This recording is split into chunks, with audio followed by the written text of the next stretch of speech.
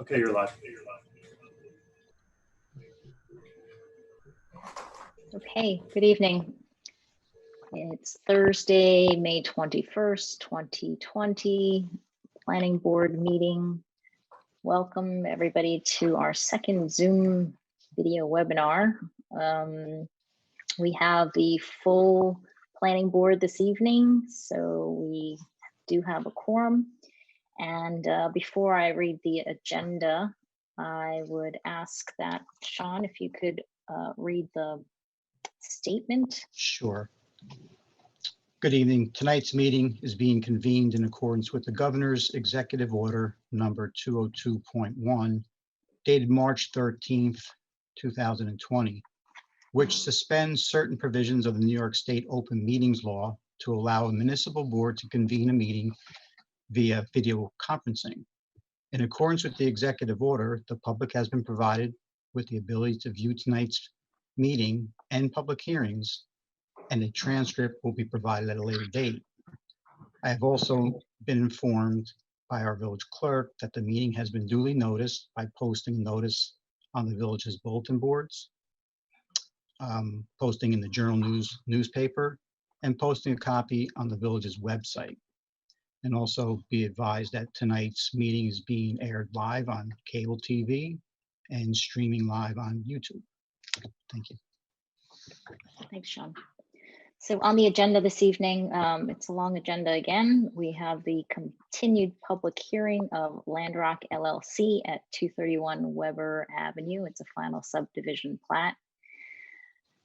Next is another public hearing continual for Lighthouse Landings Communities at John Hudson. It's the Phase 3 preliminary subdivision at 199 Beekman Avenue with the roads and infrastructure site plan.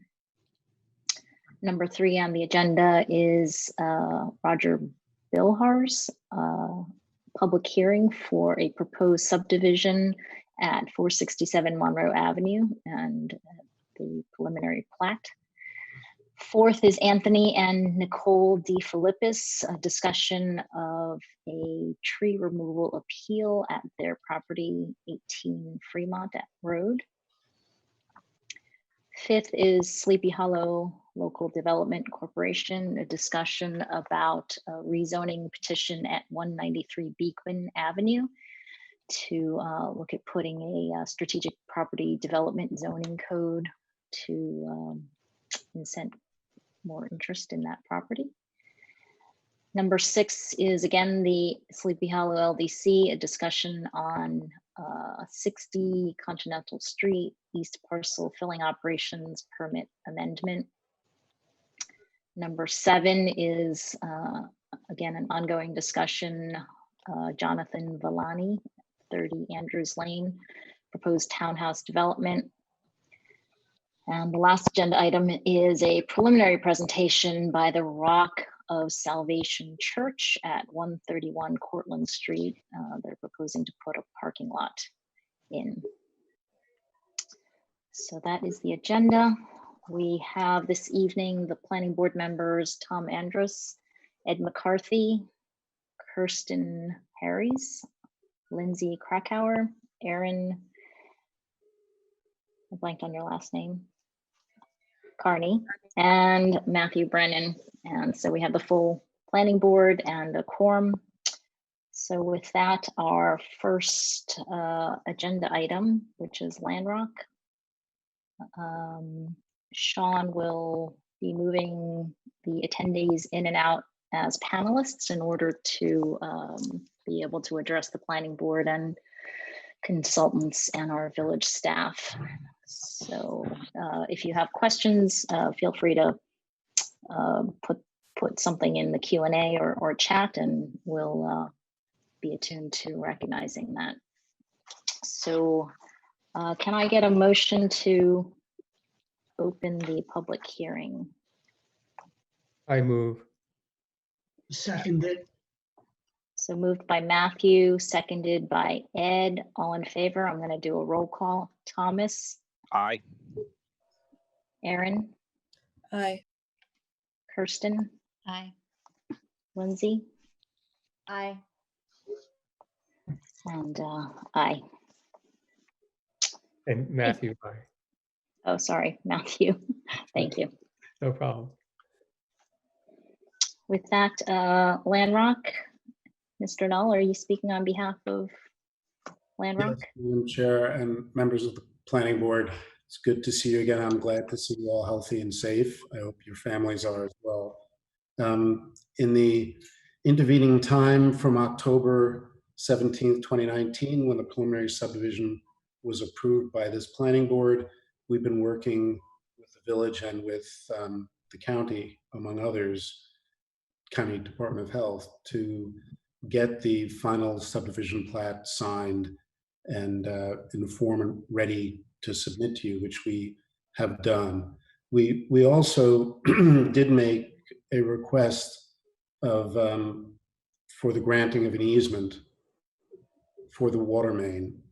We understand that the actual substantive terms of that easement is something that the village will be working with the state on coordinating, but we wanted to move that forward. We felt that was our obligation under some of the conditions of the planning board resolution, which required that we extend the water main to connect to the 12-inch main in the Rockefeller State Park lands.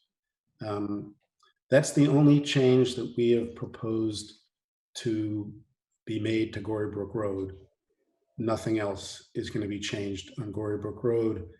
And I wanted to note that because there's been a fair amount of commentary by neighbors and others concerned about there being a change to the road as part of this development. As you know, we had many discussions about limiting lots 1 and 2 having vehicular access, motor vehicle access to Gorybrook Road, and we agreed that that would be the case, and we are going to include that restriction in a declaration of covenants that will be reviewed by your village and approved as part and parcel of what needs to be recorded when the filed map is ultimately recorded. As you know, Gorybrook Road and access to Rockefeller State Park, Gorybrook Road runs by privately owned land that has been or had been in the Rockefeller family for over 100 years. And access to what's now Rockefeller State Park and had been Rockefeller family lands has been provided to the public through the gracious generosity of the Rockefeller family. And we're not proposing to change that by the filing of this subdivision map. We're looking to develop 3 lots, and we had considerable discussion about what would and would not be done to Gorybrook Road, and there's no proposal to change anything to Gorybrook Road from what now exists as part of anything that we've submitted. What I'd like to do is to have Donna Maiello, who's with me from Divney Tongue Schwabe. She's the Divney Tongue Schwabe is the civil engineering firm, and Donna has been one of the individuals involved in the design here. You know that from her appearing before you. I'd like her to be able to screen share and show you the plat. There have been no changes to the plat from the preliminary approval. We've incorporated the notes that you requested. We've incorporated the easement modifications that you requested. And Donna will be able to walk you through that, and then we can come back to discuss it further if you would. Is that acceptable, Madam Chair? Sounds good. Thank you. Donna, could you take control of the screen, please? Thank you.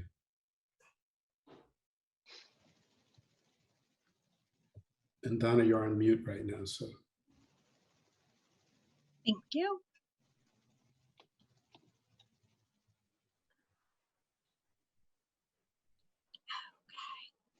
Okay. All right. Everyone can hear me? Yes. Yes. Okay, thank you. Good evening. For the record, my name is Donna Maiello. I'm a senior associate and landscape architect at Divney Tongue Schwabe. As Bill mentioned, there have been some slight refinements to this plat per the request of the village or Westchester County DOH. And I'm going to walk you through those slight changes. So here we go.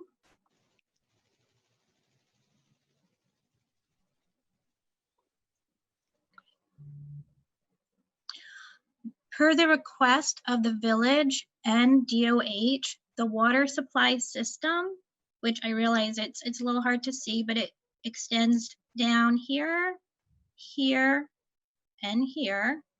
The water supply system was extended north so that it can connect to the village's existing water supply system to create a looped system.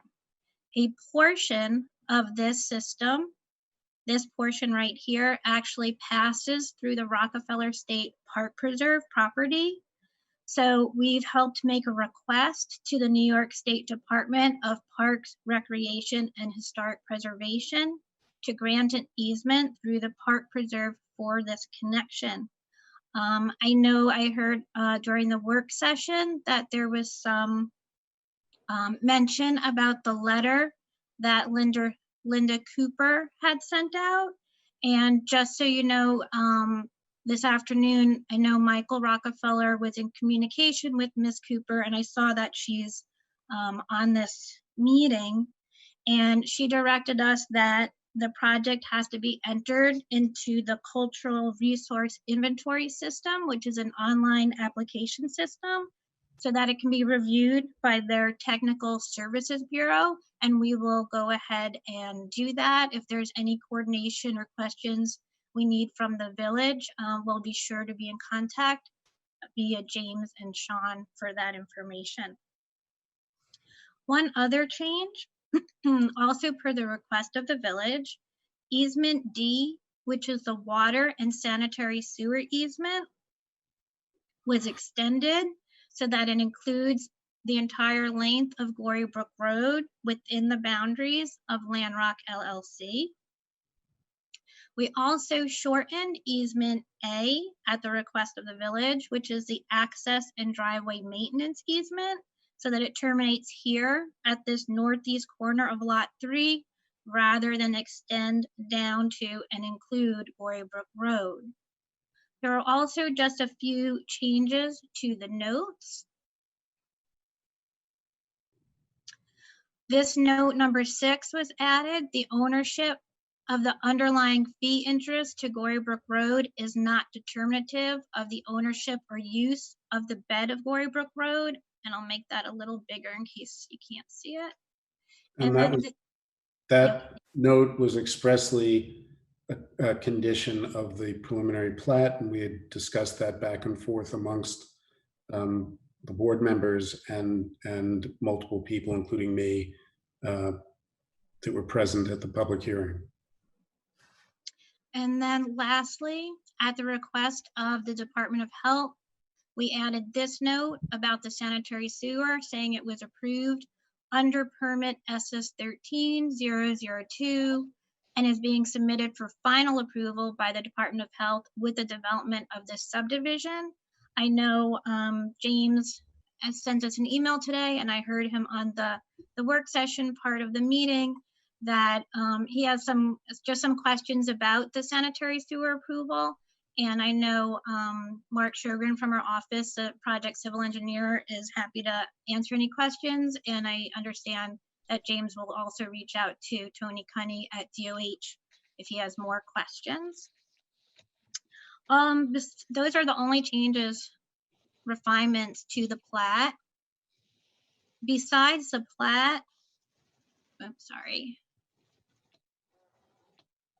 Besides the plat as part of the Realty subdivision application, other documents were reviewed with the village and the village consultants and were also submitted to Westchester County Department of Health, including an engineer's report and water main extension application drawings, including construction plans and details. The drawings, the report, and the final plat were reviewed and approved by Westchester County DOH. And you can see up here, Westchester County DOH signed this final plat. that concludes my part of the presentation. I don't know, Bill, if you have more things to say or if you Yeah, want to could open. you, Donna, could you zoom in on the one area that Mr. Natarelli commented upon that was an area of the water easement that extended into the Old Croton Aqueduct, a small area? Thank you. So I don't know if you can see that. Can you circle that for us, please? Make it a little bit bigger.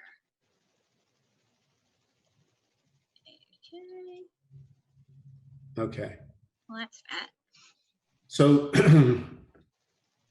this extension of an easement that's going to be a Village of Sleepy Hollow easement, assuming that Rockefeller State Park grants that easement to the village as has been requested, that area of the easement that appears to extend into the Old Croton Aqueduct area is essentially redundant of an existing easement that the village has for the current water main.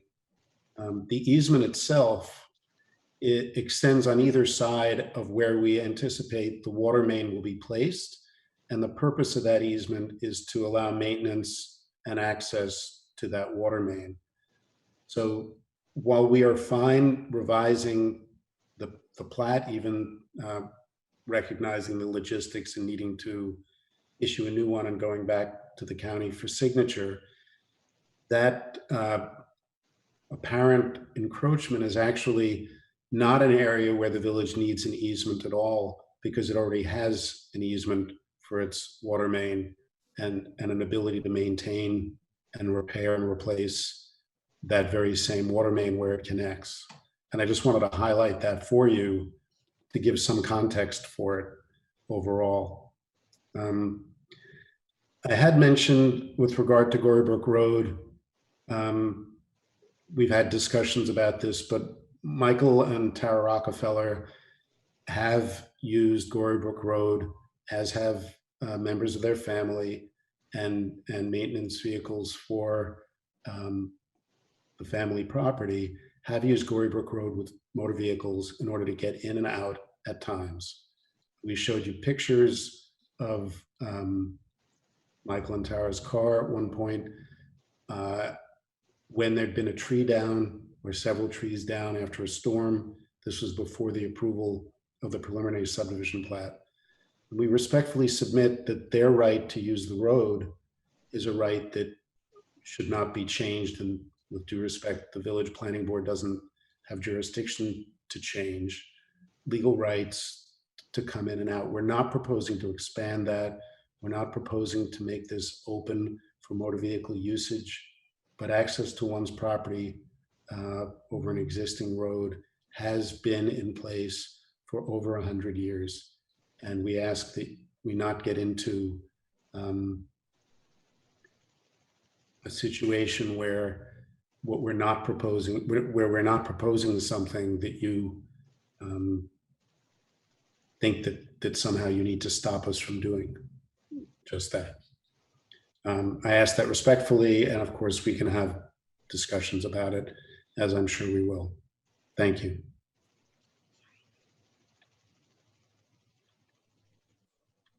Other than that, I don't think we have much more to say, other than, you know, the applicable law on final subdivision plats is that if a final subdivision plat is submitted that's substantially compliant with the preliminary subdivision plat that was approved, it should be approved. And this, in fact, is being submitted to show that we have complied with the preliminary subdivision approval and that we can and will proceed to do that which you've asked us to do. Thank you.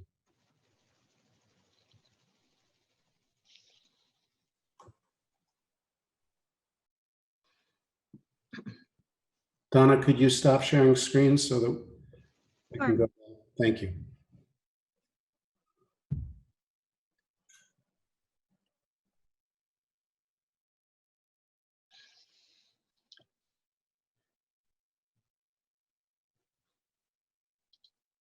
Roger, you're muted still. Roger, you're on mute. So in response to your statement, Mr. Null, the planning board is not taking a position and is not making a statement with regard to the road for vehicles. Thank you, Madam Chair.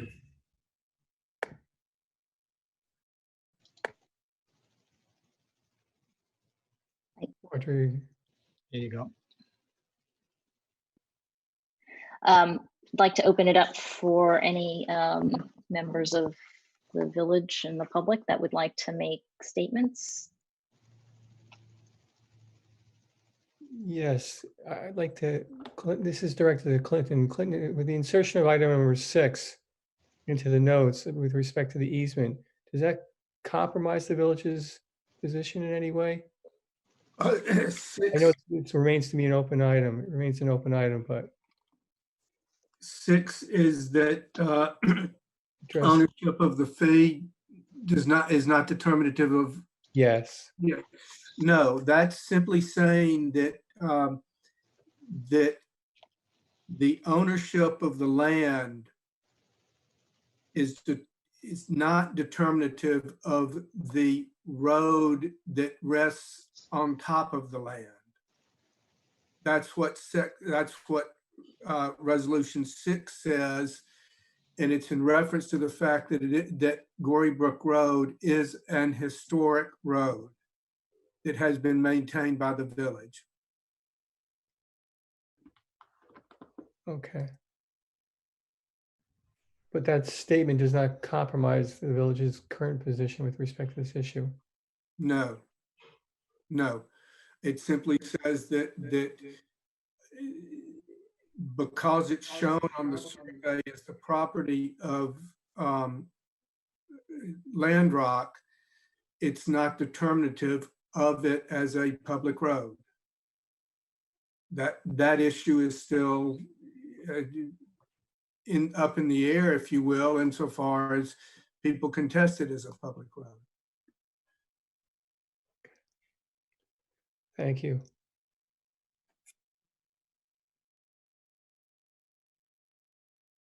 Any other comments from planning board members? Otherwise, I'll invite the public to provide their comments. Mr. Steinmetz? Good evening. Thank you, Madam Chair, members of the board. Good to see all of you. Thank you for giving us an opportunity to be heard. I'll try to be brief.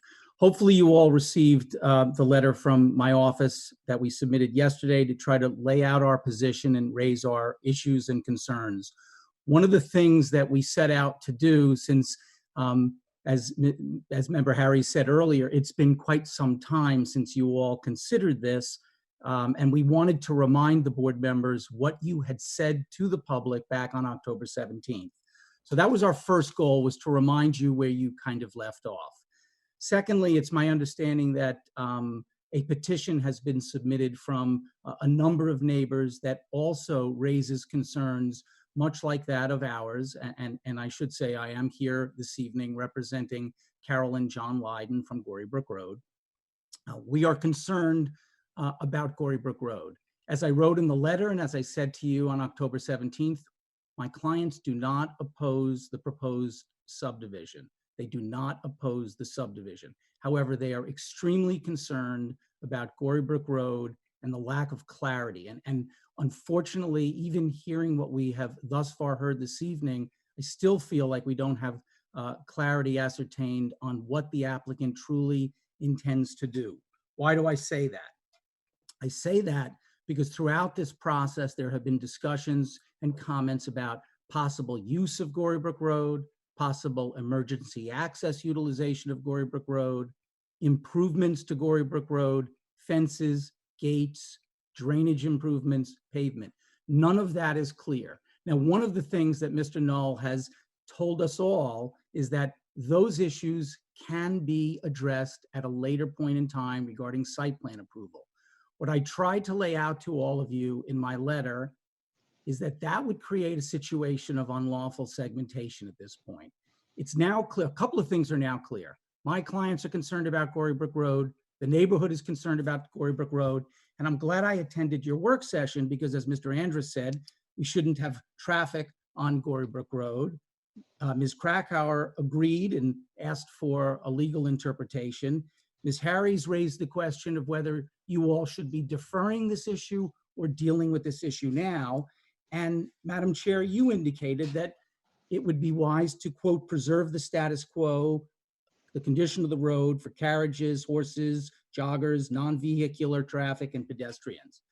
So all I think I am here for is to try to get you to make sure that the record is clear. Because if you punt this down to site plan approval, you will have created a problem. If you allow 3 lots to be created without nailing down what, if anything, is happening to Gorybrook Road, you are unquestionably deferring maybe the most significant aspect of this subdivision. And I'm fascinated to hear that the Parks Department has submitted a letter. I don't know what this letter says. I'm trying to piece together what I heard during your work session and a few of the comments from the board members.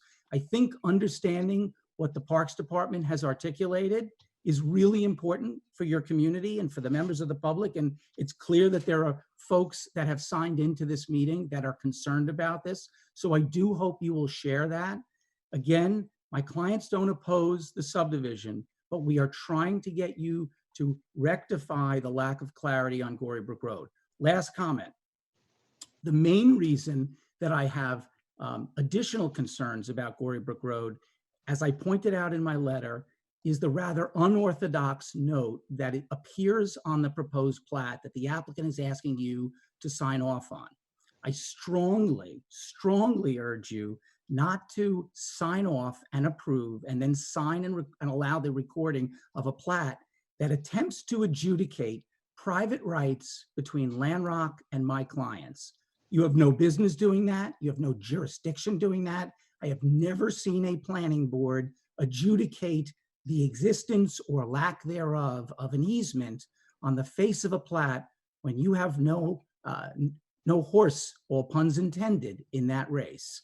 So the fact that there is or is not a pedestrian or equestrian easement between these two parties should not be adjudicated by the planning board unless you're now taking on that role. So unless Mr. Smith has encouraged you to do that, and I cannot imagine Clinton has suggested that you do that, that note should be removed from the subdivision plat. The reason that note's on the subdivision plat is exactly why we're concerned about Gorybrook Road. Mr. Knoll told us tonight that they're not proposing any changes to Gorybrook Road. But the letter that he submitted to you, dated October 31st, 2019, does everything it can to say, while we acknowledge the public used to use this road and has used this road, we can't commit that the public will continue to use this road. So they can't have it both ways. Either it's open for public pedestrian use and others, or it's not. So with all due respect and conclusion, Madam Chair, members of the board, I would ask you to help clear this up so that the subdivision can be approved or can be tabled. I'm happy to answer any questions. Okay, thank you. Tammy has raised her hand to speak. Thank you. And I'm not going to come close to the legalese of that. That was wonderful. Thank you. I'm Tammy Gales. I'm at 37 Gorybrook Road. And if it's acceptable, I just wanted to read our very brief petition that was submitted today on behalf of those who signed and or later endorsed, because I had many phone calls, emails, people on the street saying, I want to sign this, that didn't get added to the petition earlier. So we're happy to submit an updated petition with those on New Broadway who will also be affected. We got almost everybody on Gorybrook Road, minus those who we weren't able to contact, as well as Ridge Street. So I would just like to read this briefly. We're the residents of Gorybrook Road and Ridge Street in Weber Park, Sleepy Hollow. We've joined together to express our strong, very strong objection to the request to open Gorybrook Road for motor vehicle access with the newly proposed subdivision developments and Landrock's proposed plans. To be clear, and this mirrors what Mr. Steinmetz said earlier, we are not opposing the subdivision development. But we are strongly opposed to the request to open any portion of Gorybrook Road for vehicles that is not already available for vehicles. As several of the village board members were very correct in stating in the October 17th public hearing, the current use of Gorybrook Road was to remain for pedestrians, horse, and non-vehicular traffic use. We could not agree more as the residents of Gorybrook Road. Some of the elderly neighbors who are joining in this petition and signed below, and who also have recently endorsed, also on email, have lived their entire lives in this neighborhood. It's vital to all of us, older and newer residents, that the nature of our neighborhood be preserved. We are an important confluence where walkers, joggers, runners, horses, and carriages come together to access the amazing and lovely Rockefeller Preserve. This historic road is not built to withstand vehicle traffic, nor should it be modified to do so. And I think that's one of our main points. It's not built to withstand it, nor should we modify it to withstand it. We wish for Gorybrook Road to remain and retain its quiet, gentle, and old world charm that has sadly been lost in so much of Sleepy Hollow. This road and its history to the region are a treasure and must be protected.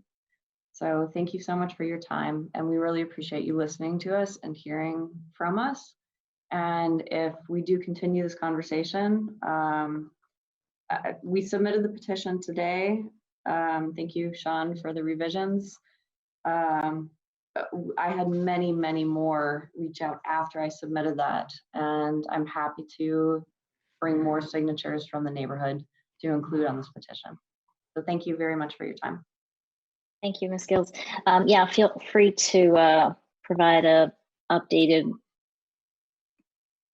petition to the building department at your convenience. Any other folks that would want to chime in? Yeah, hi. I had a question about public access on the gravel way. There's been a lot of discussion of Gorybrook Road access, but there's also significant use by pedestrians, horses, and all of the parties earlier mentioned between Sleepy Hollow Road and Gorybrook Road. There is an existing gravel path that is shown on the plans, but I haven't heard any discussion about what access will be along that path. So I was wondering if somebody could speak to that. And my name is Lauren Connell. I'm a Sleepy Hollow homeowner.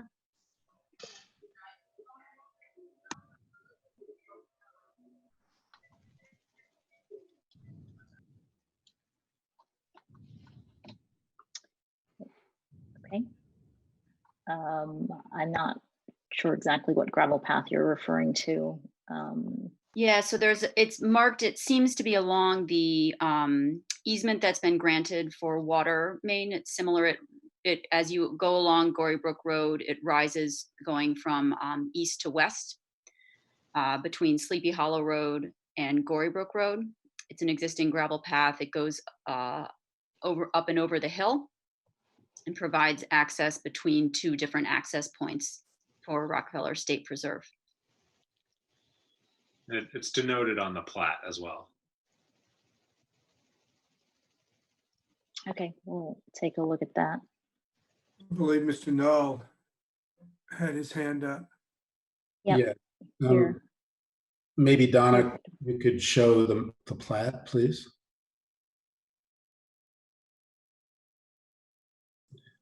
I believe what's being referred to is an existing driveway path through Landrock's property. And that's the existing path. And that is a private path. It's not part of Rockefeller State Park. It's lands that Michael and Tara Rockefeller and Landrock have continued to permit the public to use as a gesture of neighborliness. But once 3 houses are built there, that will not continue as a public access path. that's going to be a private access area. And I want to make clear that there's never been any proposal by Landrock to pave any portion of Gory Brook Road. That was asserted tonight, but not correct. And we're not looking to open Gory Brook Road to motor vehicles. Gory Brook Road has, as I mentioned at the beginning of the meeting, has been open to the owners of Rockefeller property to drive in to get to their property. It's not used frequently, but it's used occasionally. And that will continue. It's a locked gate now, and only certain people have keys to that gate. It's not proposed that it be open and that there be any volume of traffic changing from what is now using it. So just to clarify, similar concerns about pedestrian use, runners, walkers, horses along the existing gravel path that's shown. Has that been addressed, potentially allowing that to continue by retaining the same path, which is already marked on the plat? When you say gravel path, are you talking about the path, the driveway that I just described? Yeah, so it's described, if you zoom in on the small writing, one of them says existing gravel path. Yeah, that will not remain open to the public. That will be closed. There'll be an alternate way to get into access the park.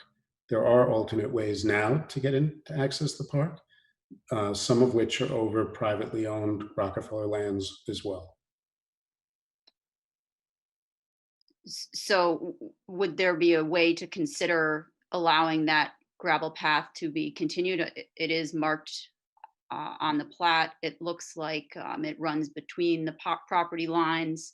If the initial part will be a driveway, it would be in common use anyway. It's not proposed to be made available to the public. It's private land that will no longer be available as a path to walk through for the public. So that would be a change in existing use? That could happen now without the subdivision approval. This is private land, and it's been made available through the generosity of the Rockefeller family. And could you speak how that's different from how Gory Brook is being treated? Well, what we did was we put a note on the plat that said that there's no determination as to how Gory Brook Road will be treated, but we have no intention of closing access across that to pedestrians. Across Gory Brook or the existing gravel path that's also used by? Across Gory Brook Road. But is it noted anywhere that the existing gravel path will be closed? No, it's not. Is that something that the planning board should consider, whether to address that as explicitly as we're currently discussing addressing Gory Brook? With due respect, I don't believe that the planning board could require public access on private land. Okay, I guess my question is the difference in how Gory Brook is being treated versus that gravel path. I suggest that it might be something that should also be addressed prior to final approval. I will let the planning board speak and let Clinton Smith speak. I've said what I think was necessary, and I'll join back in as may be necessary. Thank you. One of the differences between what is described as a gravel path and what we've discussed as Gory Brook Road is Gory Brook Road is an historic road. It was built at a time, I don't know when, but it was maintained and has been maintained by the village. As such, it is at common law a public road. The village has never, to my knowledge, done anything on the gravel path. Therefore, it's not any sort of a common law public pathway. That's the principal difference between the two. one other thing that I would say, just from personal knowledge and experience, I don't believe the roadway path is what you're speaking about that goes up to Sleepy Hollow Road. I believe that's the path that begins down where it's circled and goes up and around and over to Gory Brook Road. I don't know. I don't know where you or your husband have traversed, but I believe the driveway path has been blocked off for some time now. So they're both in existing use, both of the gravel paths marked. I would like to just note, Clinton, that Gorybrook Road has been maintained by Michael Rockefeller and Landrock in the area that we're talking about, and not by the village for decades at this point, if not longer. I don't think that's a significant factor in the discussion right now, but I wanted to clarify that.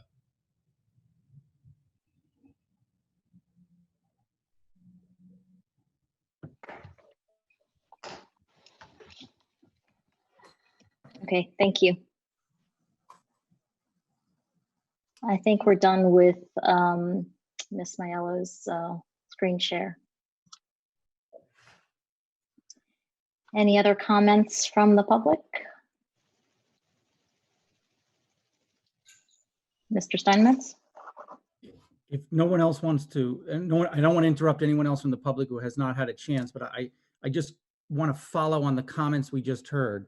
Because with all due respect to my colleague, Bill Knoll, words matter. His words matter. I know he chooses his words very, very carefully. And this is what I just wrote down over the last 5 minutes.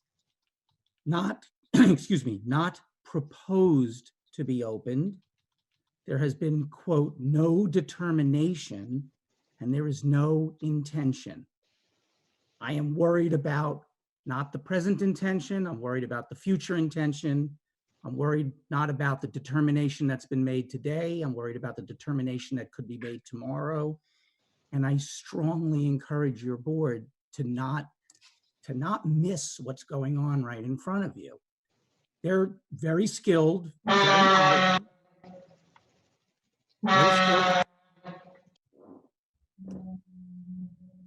very skilled and very knowledgeable, and they know exactly what they're saying to your board. They want to create 3 lots. They don't want to change anything, but they may in the future. As soon as the 3 lots are created, they have every legal right to come back and present something different. So we really do need to understand this. Now, Mr. Smith has just told us something that Mr. Knoll appears to disagree with. Mr. Smith, it's an historic road, been maintained by the village, and as common law, it's a public road. A lot could be resolved if Mr. Smith's position is articulated by your board and embedded clearly on the face of the plat, that Gory Brook Road, the dirt portion of Gory Brook Road, is a public way open to joggers, pedestrians, the public, horses, carriages. I don't have much else to say. I'll trust the village to ensure that it doesn't get paved or gated or fenced. But I can't remain silent when there's a note on the plat that doesn't say very much about ownership of the bed. And there's a note on the plat that appears to take a legal position terminating my client's rights to ride horses. And we know that there's a lack of clarity. So members of the board, I beg you to articulate your positions on the record so that we know where we are, because otherwise you are creating an administrative record your community deserves better. Ms. Gale? I just wanted to ask a follow-up question about deadlines for submitting a revised petition, because we created this in less than 24 hours. So I would like to have the opportunity to get in a larger petition of people who would be affected by this change. So what would a deadline be for the board to accept that? Sean, can you advise on timing? How long we can keep the this opportunity open for the neighbors? Yeah, so the next meeting would be June 18th at this point in time. So they can submit information, questions, or petitions up to that date. Okay, so if I can get everything in by June 18th, a revised petition for this would be accepted. If the public hearing remains open, then yes, you could present it at that meeting, the latest date. So just to clarify, even if we were to close the hearing, could we hold the record open for written comments? Yes. You can. Okay, You may want to put a deadline on that, though, if you do that. right. Yeah, it would be in no later than the next week. So next week means, can you guys give me a deadline? The board hasn't decided yet. Okay. So it depends on how they move on this particular item. Thank you. So- Mr. Null? Yeah, I respectfully object to the characterization that somehow we're trying, that Mr. Steinmetz presented, that we're somehow trying to mislead the board into thinking that we're going to do something that we're not going to do. There's no proposal to change anything with Gorybrook Road. I've said that 3 times. What he's looking to do is to have this board adjudicate rights of his client to ride horses over our property or over Gorybrook Road with carriages or otherwise. And he's been very persistent in that, both before the board and independently. And we're not looking to have this board be an adjudicatory body on that issue. And I respectfully submit that that issue is a civil matter between my clients and Mr. Steinmetz's clients, and that there's no issue here with regard to Gorybrook Road use changing. Nobody is looking to open this for motor vehicles to come across Gorybrook Road. And I hope the residents understand that. That's absolutely not part of what we're proposing. We have actually restricted, as I'd said earlier tonight also, that lots 1 and 2 of the 3 lots would not have vehicular access to Gorybrook Road except in emergencies. If there's a fire and they need to get out or something like that, of course, you don't even need to have a right to do that under the emergency doctrine. So we're not looking to expand on what we've said for months before you approve the preliminary subdivision plat.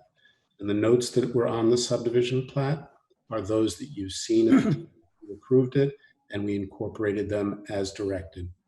Thank you. Last comment, Madam Chair, if I may.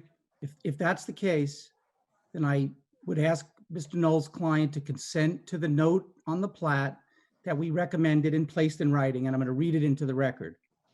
Gorybrook Road shall be maintained in its bucolic state and condition, but it shall remain open and accessible to the public for all forms of non-motorized access, including by pedestrians, horses, horse-drawn carriages, joggers, and the like, close quote. It's a simple note.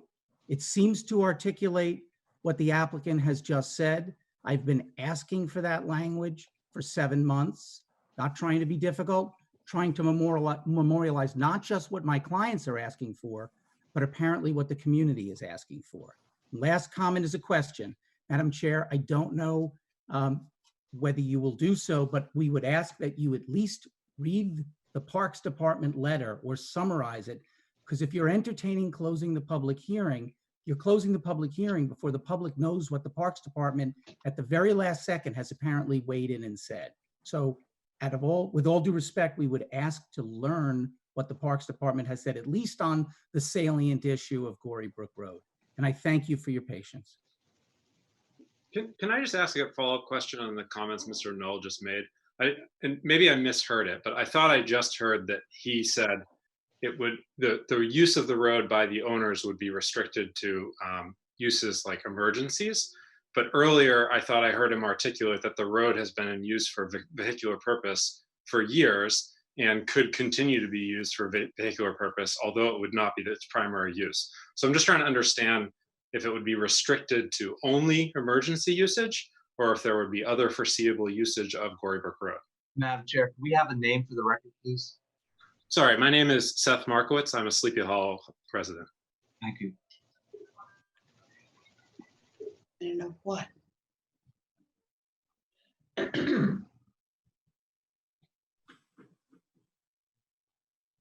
that woman? I believe Seth was posing that question to Mr. Knoll. Yeah, so what I had said was that lots 1 and 2 would not have vehicular access. That was consistent with our discussions with the planning board. Lot 3 would continue to have vehicular access. The principal access for all 3 lots is from Weber. This is part and parcel of the extensive record before this planning board over the past year plus, and we're not changing that. Okay, are there other questions or comments from the public?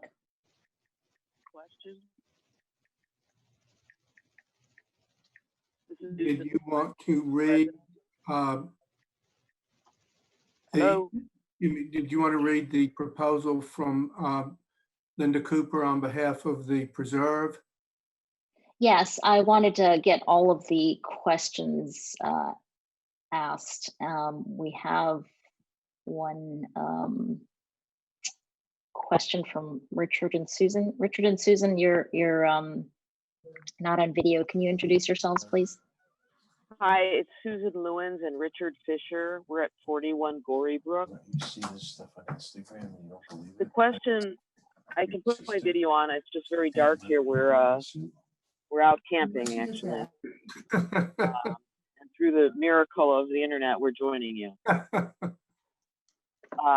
the question is that the attorney, I don't recall his name right now, said that they're not asking for any changes to the road, but then he goes on to say it's already being used for vehicular traffic for parcel 1.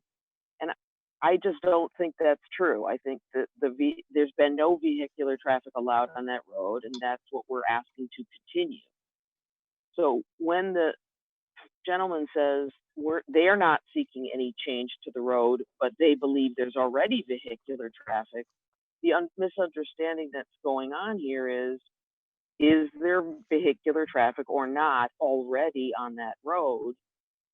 And as a resident, I would say there is not allowed vehicular traffic on that road. I just wanted clarity on that. Thank you.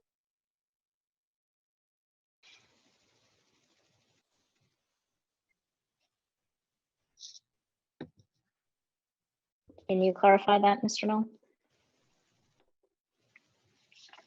As I said, Michael and Tara Rockefeller have driven on that road over the past many years.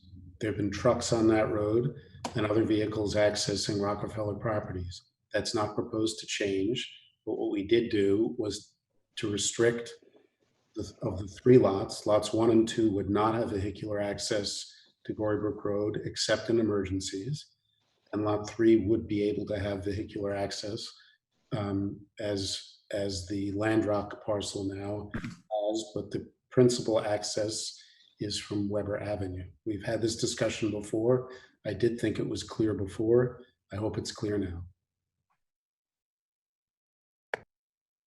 Thank you for your response. I don't think it's clear. I think we continue to have circular reasoning. There either is or is not vehicular traffic allowed, and today there is no vehicular traffic. That's not the case. If we're adding vehicular traffic, then there's a change. That's not the case. There's a chain across the road and the Rockefeller family and some others have keys and can drive in. There's no frequency of use that it's any meaningful volume, but it is used, and has been used over the past many years and continues to be used. And we're not looking to change that. Can the village board members comment on that? Because that just seems confusing to me. I was not aware of that.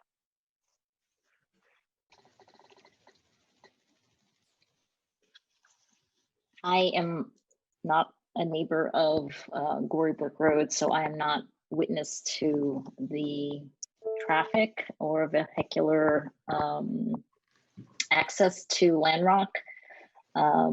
My understanding in discussing this with the village is that it's really only maintenance vehicles that on occasion use that either for purposes of maintenance of Landrock, or if the village needs access to maintain the water tower or the easement. So it's really not used except on a very exceptional basis. I think neighbors in Arbor Park would be in a better position to gauge that. Any comments from Sean or others that are privy to daily visibility to that? So I can speak to that since I use it that area on an almost daily basis, and I have never seen a vehicle on the road or on the path that is now proposed to allow for emergency vehicles use only.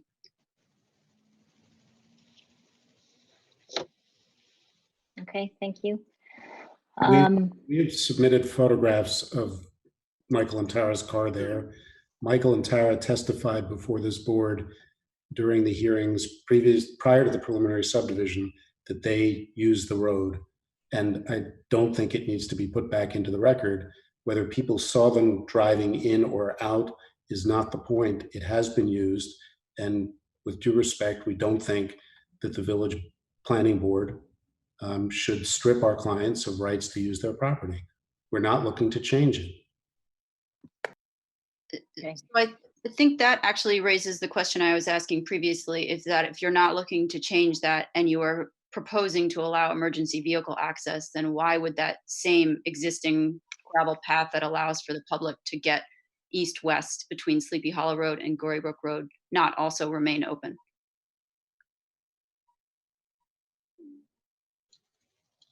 The land is being developed for private homes, and its purpose therefore is changing.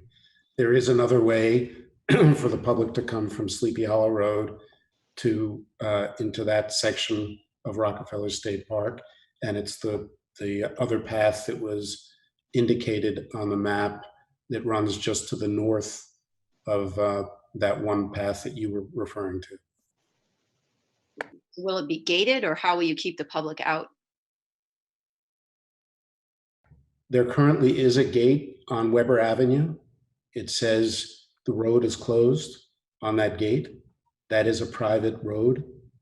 I don't know what's going to be done down at the other end along Gory Brook Road, but it's likely that there'll be something that indicates to the public that it's not open to the public. I'd like to ask Linda Cooper of the State Park to read the letter that she had submitted. Thank you, Madam Chair, and members of the Planning Board. Can you hear me? Yes. Yes. Okay, great. So related to the proposed Landrock subdivision, we became aware of several issues, and perhaps first let me introduce myself before I read the letter. I am Linda Cooper. I'm the Regional Director for the Taconic Region of New York State Parks. Taconic Region is the state parks and historic sites in Westchester, Putnam, Dutchess, and Columbia counties. And I apologize, I only became aware of the application recently when I was processing the request for the water easement. So we ask that the board would please consider the following issues. A requested water connection, a requested water connection is immediately adjacent to the Old Croton Aqueduct State Historic Park, the OCA, and may connect into a water connection that the Village of Sleepy Hollow has inside the Old Croton Aqueduct. This proximity means that the project should be entered into the statewide cultural resource inventory system for review by the State Bureau of Historic Preservation for potential impacts to the OCA for the structural integrity of the aqueduct. That is just standard. It would happen with any application that is in proximity of the aqueduct.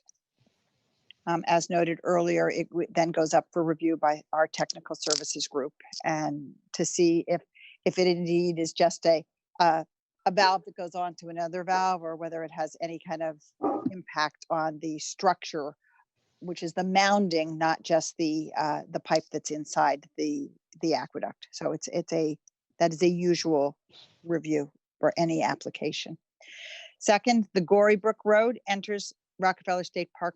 Gorybrook Road enters the Rockefeller State Park Preserve and is a major connector for the residents of Sleepy Hollow and others into the preserve. It is an unimproved road that serves the needs of pedestrians, equestrians, and carriage drivers in an area of great pastoral beauty. This area of the preserve is extraordinarily busy with both visitors to the Old Croton Aqueduct and the Rockefeller State Park Preserve. If altered from its current use to allow vehicular traffic, it would significantly alter the park experience that is treasured by village residents and others. We would like to see Gorybrook Road along its border with Douglas Park and Sleepy Hollow Cemetery to be kept as it currently functions as a non-vehicular road.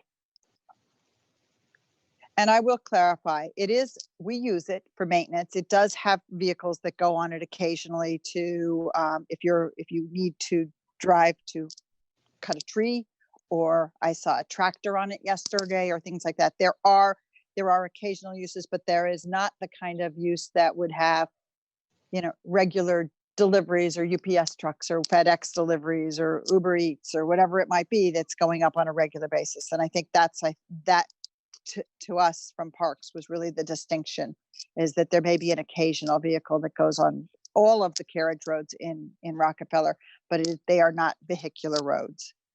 And third, likewise, the introduction of any road from the subdivision into the same unimproved road will create a conflict of uses in a pedestrian environment. And again, that's to what I speak. If something is coming in from the side right into the middle of an area that is heavily used as a walking path and now starts to bring traffic, you start to have a conflict of uses. We would like to see any road uses into the Gorybrook Road remain unimproved and for an occasional use such as farm equipment rather than as a highly trafficked thoroughfare. Thank you for the opportunity to contribute some thoughts regarding the proposed subdivision, and we would welcome any discussion you care to have with State Parks. Thank you. Thank you, Ms. Cooper. That was helpful. Okay, any other public remarks? Okay, I think there's general consensus amongst the applicant as well as the near neighbors and the village and the planning board to maintain the current state. And with that, planning board members, any last thoughts? Nothing from me, Marjorie. I would like to move to close this public hearing, but as you had suggested earlier, leave a brief period open for written comments. I would suggest no more than 1 week ending May 29th. Do I get a second on that motion? Second that. Okay. So first was Tom Andrews, second was Kirsten Harries. We'll do a roll call. Erin Carney. Aye. Lindsay Krakauer. Aye. Matthew Brennan. Abstain. Ed McCarthy.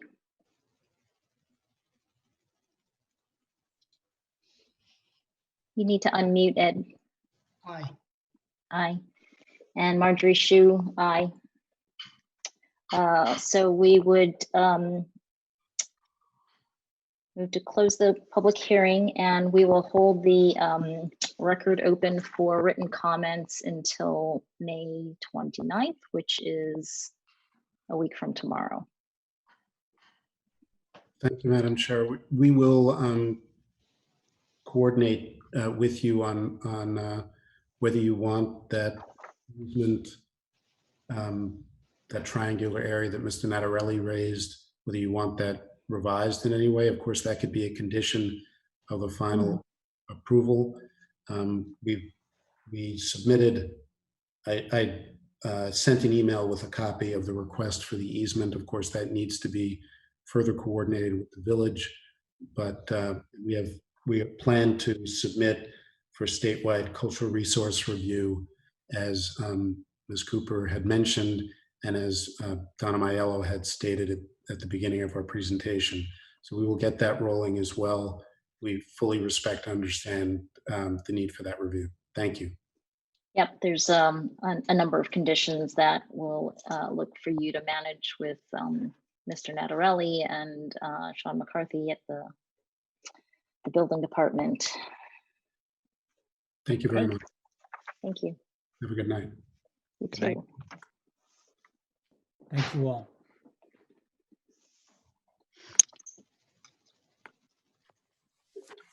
Okay, our second agenda item is Lighthouse Landing Communities, Phase 3 preliminary subdivision. And Peter and Craig and Andy, welcome. Who will be speaking? Mr. Tong? Good evening, Madam Chair, members of the board. Andrew Tung on behalf of Adrian Hudson with Peter Chaskin and Craig Tompkins. We're here in support of Phase 3 infrastructure, roadways, and preliminary subdivision. We've been before the board for some time. When last we met in April, we made a request to extend the scope of the site work adjoining parts of the Phase 3 roadway to complete the interim filling activities that have been ongoing on the site for some time. As you discussed earlier during the work session regarding the east parcel, the static compaction that was applied by the piles of dirt has now been complete, and those piles can be now moved to their final spot within the lots to be created, so that the site starts to look more like a series of blocks rather than a series of piles. Since that April meeting, we've made several submissions to the board, and first I'd like to thank both your staff and your consultants for their timely review of both the engineering, the site plan, and the subdivision. We've received some comments in the past day from the engineering consultant, Mr. Catalano's group, as well as Mr. McCarthy. And we believe we can address most of those as conditions of approval, if that's appropriate. There were a couple of items on Mr. McCarthy's memo that he suggested that we review with the board, and at the appropriate time, I'd be happy to go over them with you.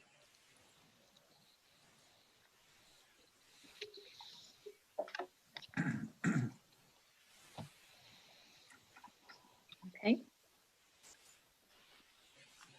Let's see.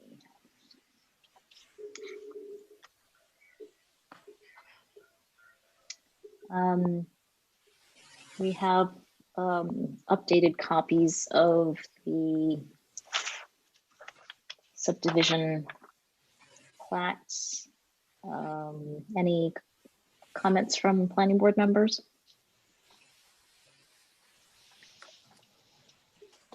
Madam Chair? Yes. Did you mean to open the public hearing? Yes, I did. Thank you for the reminder.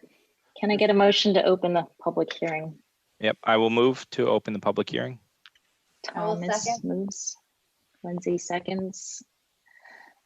Kirsten? Aye. Karen, Aye.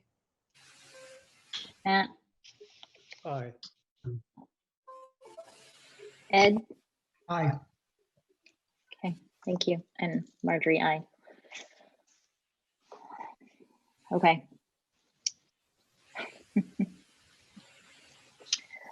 Okay. Any comments from planning board members with regard to this?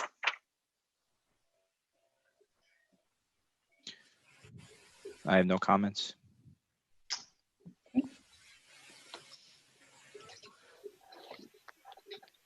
We have a recent resolution that David Smith authored. Yeah, before you get to that, I think Mr. Tung had referenced the correspondence from Sean, and there were certain items that you may want to discuss before you consider the resolution, unless you don't want to, unless they're apparently you don't need to. Is there anything you want to call out, Sean? I think there's been ample correspondence between the applicant and yourself and responses. Are there things you want to call out in specific conditions, or can that be managed as a condition? I think everything has been referenced as a condition of approval at this point, unless the board members have any questions about what has been going back and forth, but I see no need to discuss it any further unless the board has questions. No, I just wanted to say I concurred with the recommendations in Sean's memo that have then been incorporated as conditions into the resolution.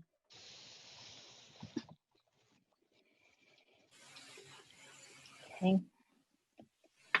And we've also added language referencing the state and local coronavirus guidelines for you to adhere to those. Other than that, unless Dave, you want to highlight anything in the resolution? No, I think that the site plan, the resolution that you have before you is similar to what the planning board has considered as part of the phase 2. The conditions, the additional conditions that were added are based on recommendations from Sean's office in his 520 memo, and essentially it's prior to the issue, and I'll just quickly summarize the additional conditions, but prior to the issuance of a building permit by the village, a construction logistics plan will be prepared and submitted to the building department, and it'll include a number of items, including location of construction trailers, temporary toilet facilities, material storage, employee parking, and the like. Prior to the issuance of a building permit by the village, the location of all above ground utility equipment shall be approved by the planning board prior to installation. Prior to the issuance of a building permit by the village, the street utility plan shall be updated to include fire hydrant locations within 100 feet of buildings equipped with a standpipe. And then lastly, Marjorie, as you had referenced, if directed by the village building department, the applicant shall acquire approval from the New York State Empire State Development for classification of essential construction in order for the proposed phase 3 construction to move forward. Such approval shall be furnished by the village building department prior to commencement of construction. In addition, the provisions for COVID-19 health and safety shall be in compliance with the applicable local, state, and federal requirements. And that condition was provided by Anthony Catalano based on his experience with other projects in and around the metropolitan area. Okay, that summarizes the resolution that you have before you. Okay. Does the applicant want to provide a general update to the project? Well, hi, everyone. This is Peter Chafkin speaking on behalf of Lighthouse Landing Communities. There was one item in Mr. McCarthy's memo, one of his recommendations that I do think it's important to discuss with the board. And that was his recommendation number 39 regarding, I'll just read it. Recommend including street tree landscape lighting in Lighthouse Landing and Westward Drive. And this was an item that we our response to this was simply, we're not proposing such lighting along the phase 3 roadways, and no such lighting was included in phase 2 either, in the first half of Lighthouse Landing and Westward Drive. And the reason why we hadn't included those in the earlier site plan or in our site plan now is because we believe that there's ample street lighting along the streets, and frankly, any tree lighting would be additional. These are ultimately going to be village trees. Any lighting there would ultimately be extra maintenance for the village, and from a long-term perspective, I pose the question if that's what the village wants there. But beyond that, that's not a feature that we were anticipating installing in the project. So Mr. McCarthy's response to that was that this was one of the items that he referred to your board for review. So we would respectfully, now that we've made our case in front of you, we would request that that not be made a condition of this site plan.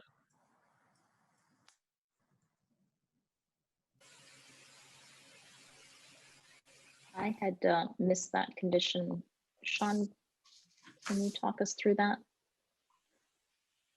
Yeah, the recommendation to add an option for, electrical source for future tree lighting is because that's what we try to do on Beekman Avenue. We string, extension cords and things from poles, jerry rigged into the existing light poles to try to do street lighting. It's just for, decorative purposes during the holidays. And so instead of trying to do a makeshift solution on a new development, we figured we'd put the infrastructure in so that we have a more professional solution. Sean, I appreciate, sorry, this is Peter Chaff again. I appreciate your clarifying that's not something that we don't have an issue with that. That's fine. When we read the comment here, we thought that the request was to install permanent tree lighting in the trees, which we did object to, but we can work on installing the electric infrastructure that you're requesting there. And really what we're looking to do is really just get the conduit in the ground so that, again, in the future, whether it's those business owners that want to do that, or if the village wants to take that on, the option is there. So again, it's a safer solution than how, quite frankly, we're trying to do it now in the village. That's much clearer. Thank you. That won't sure. be a problem. Great. Is it possible to address the earlier phases 1 and 2 similarly? Is it too late for that? Just so there's consistent conduit, or is it a non-issue for early phases? What I anticipated that type of lighting would be done more in the more of the commercial or mixed use areas that gets more traffic, more nightlife. But I didn't foresee that in the areas where like the townhouses are proposed or the condos. So although it could still be done, I didn't think it was necessary. And in this way, it would create a different hierarchy in the design of the different neighborhoods by having it more in the mixed use area only on your approach down to the lighthouse and along the waterfront. That's it. Okay, that makes sense. If I may, I'm sorry if I can interrupt for 1 second. Sean, if you recall, we included what we've referred to as GFIs. Those are the outlets actually on the streetlights.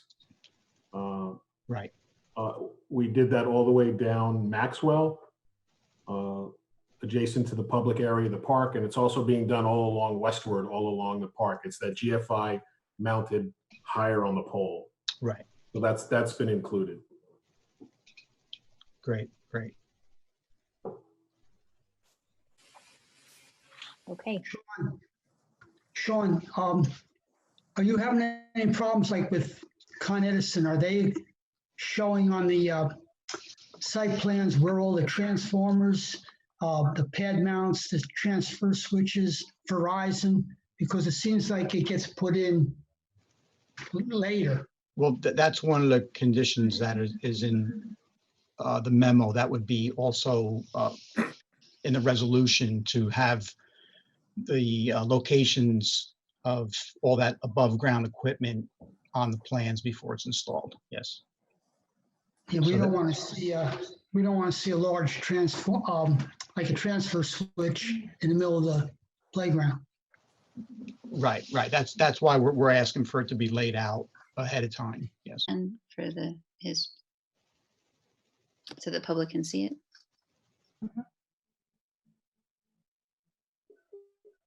I cannot screenshot, I don't have that in front of me offhand. But it was submitted to Pamela earlier today with all the pertinent information on regarding contours, wooded areas, utilities. That's all on the plot plan at this point, as well as the location of the divided property line that's proposed. Everything that has been proposed is as of right, as per zoning. And the latest plat has addressed and covered all the conditions and suggestions from our consultant, Mr. Like me to Natarelli, post as well stuff? as the village. Would you like me to put the drawing up? If Sean would like to see it now, that would be helpful. That'd be great. May I also ask what conditions, if any, have been placed on making the subdivision?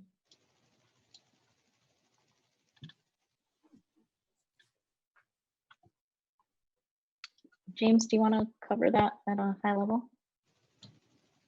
Hi, yes. I had some questions about things that need to be included on the plat. What Sean's bringing up now is the previous plat that was submitted.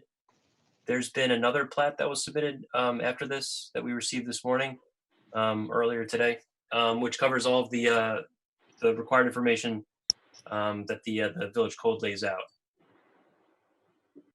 So as far as my comments were concerned with things that need to be included on the plat, those are no longer necessary, as the most recent version of the plat covers all those issues.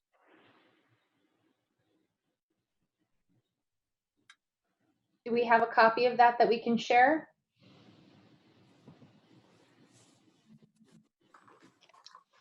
Yeah, let me see if I can pull that one out. Thank you.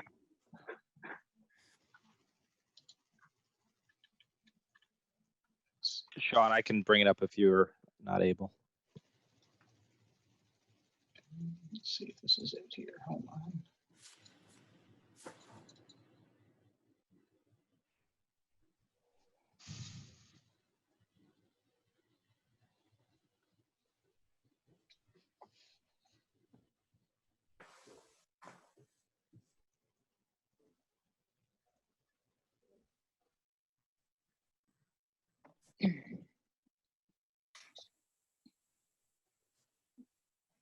Okay, one moment.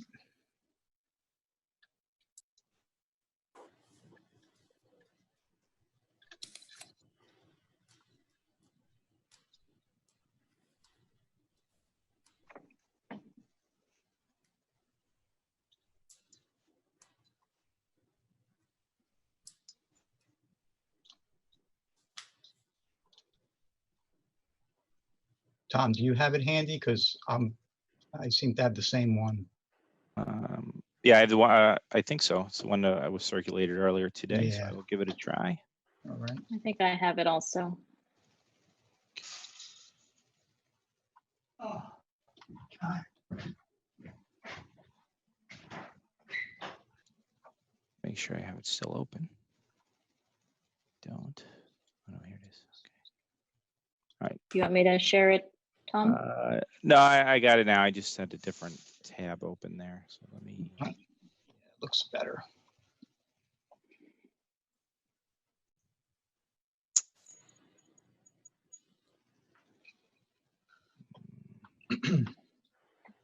Is it possible to rotate it?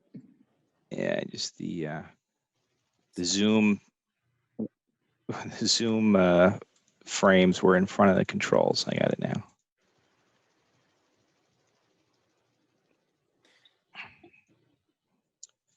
All right.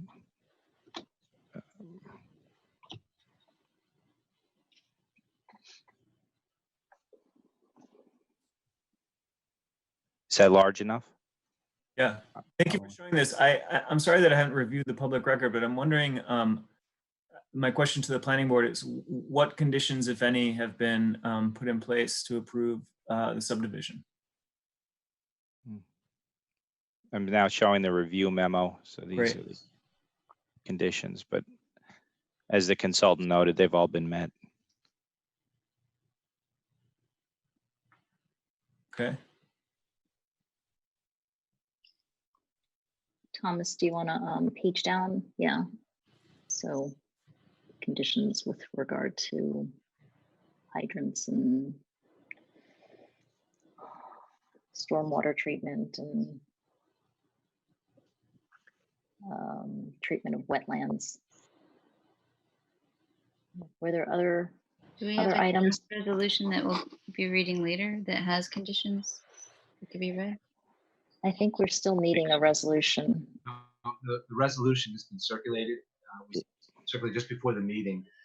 And essentially because the applicant has prepared a plat, subdivision plat that responds to Mr. Natarelli's comments from his earlier memo, there really are no conditions on the approval. With the understanding that in the event at some future date, an applicant comes in with a proposal to build a residence, they would have to apply to the planning board for site plan approval. But there's no, as Mr. Gall has indicated, right now the application and the action only calls for subdivision of the property into 2 lots, 2 conforming lots under the zoning. Is there any issue with the maintenance of the lots as currently maintained?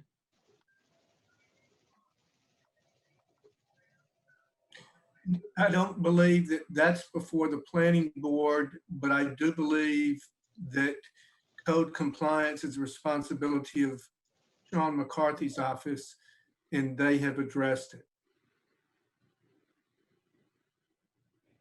Can I ask in what way has code compliance been addressed? I think there's a concern about street parking violation, and so maybe the applicant could speak to what he will do, she will do to bring that into compliance with code.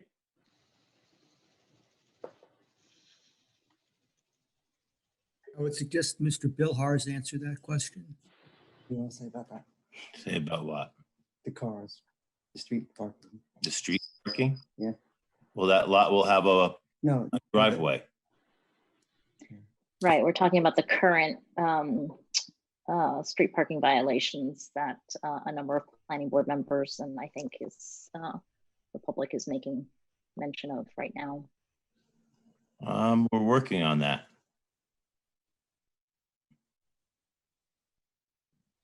Can you elaborate? The what? Would you mind elaborating on what that means that you're working on it? We're working on moving those cars off the street. Okay. And them in the driveway. Okay. Can code compliance be a condition of approval? It's not a condition of approval, it's an existing statute. it's, it has to be enforced regardless of any subdivision application or not. And because it does exist independently, it can't be brought into the subdivision application. I understand. Thank you for Entities? clarifying.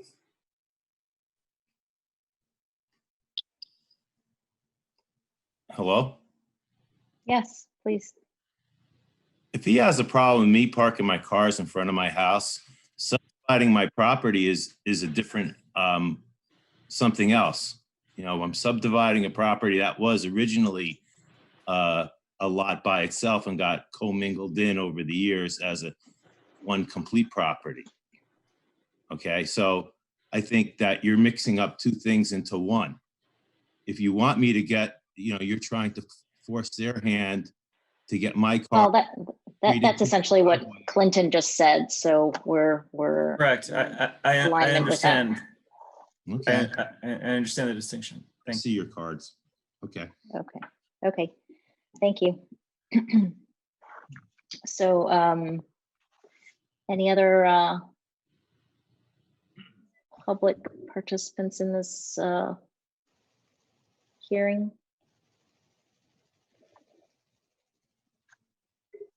And it seems like all conditions have been met. So can I get a motion to close the public hearing? So moved. Seconded. So Kirsten moved, Thomas seconded. Lindsay, Aye. Matt, Aye. Aaron, Aye. Ed,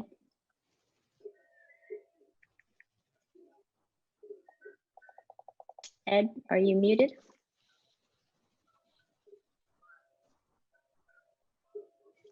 Yeah. Yeah. Ed, are you there?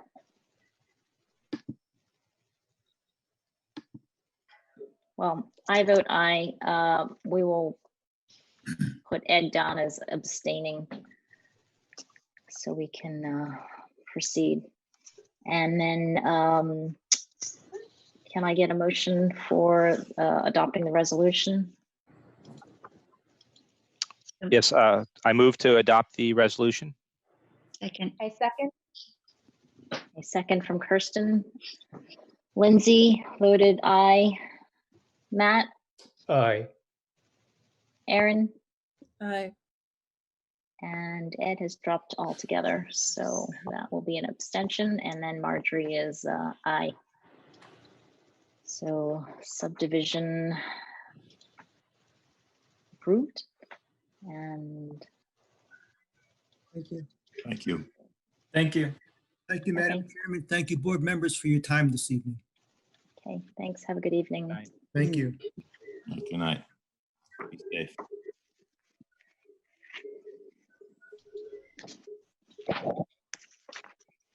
I have to change my earphones. My earbuds are running out of gas.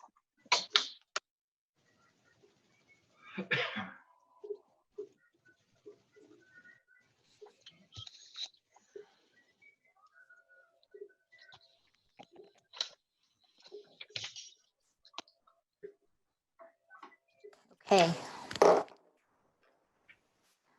Next is D. Philippus tree appeal at 18 Fremont Ave. Did you want to do the LDC first?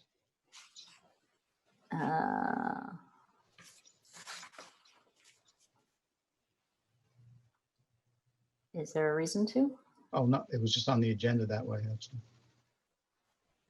I see it as number 4. Am I looking at an old one? Anyway, let's just go Okay. with the tree appeal. Sure. Do we need to promote Nicole? Oh, we got it. It's happening.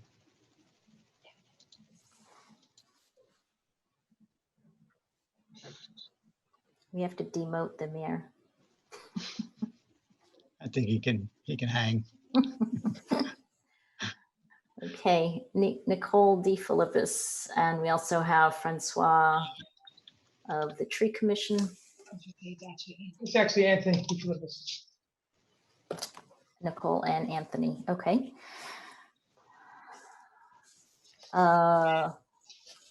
So we are in receipt of an invoice from your tree service. Do you want to speak to that? Yeah, as for our last meeting, we decided to get an arborist, to take a look at the tree, which they did, and determine if the tree should be removed.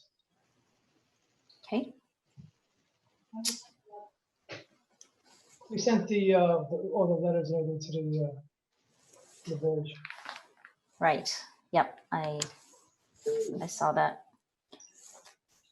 And Francois, any comments? We didn't get any sort of documentation from the Tree Commission last month, nor did we get any representation at the last planning board meeting in April. So the applicant has moved the discussion forward with an arborist's opinion. Any comment from the Tree Commission? Any comments from members of the planning board?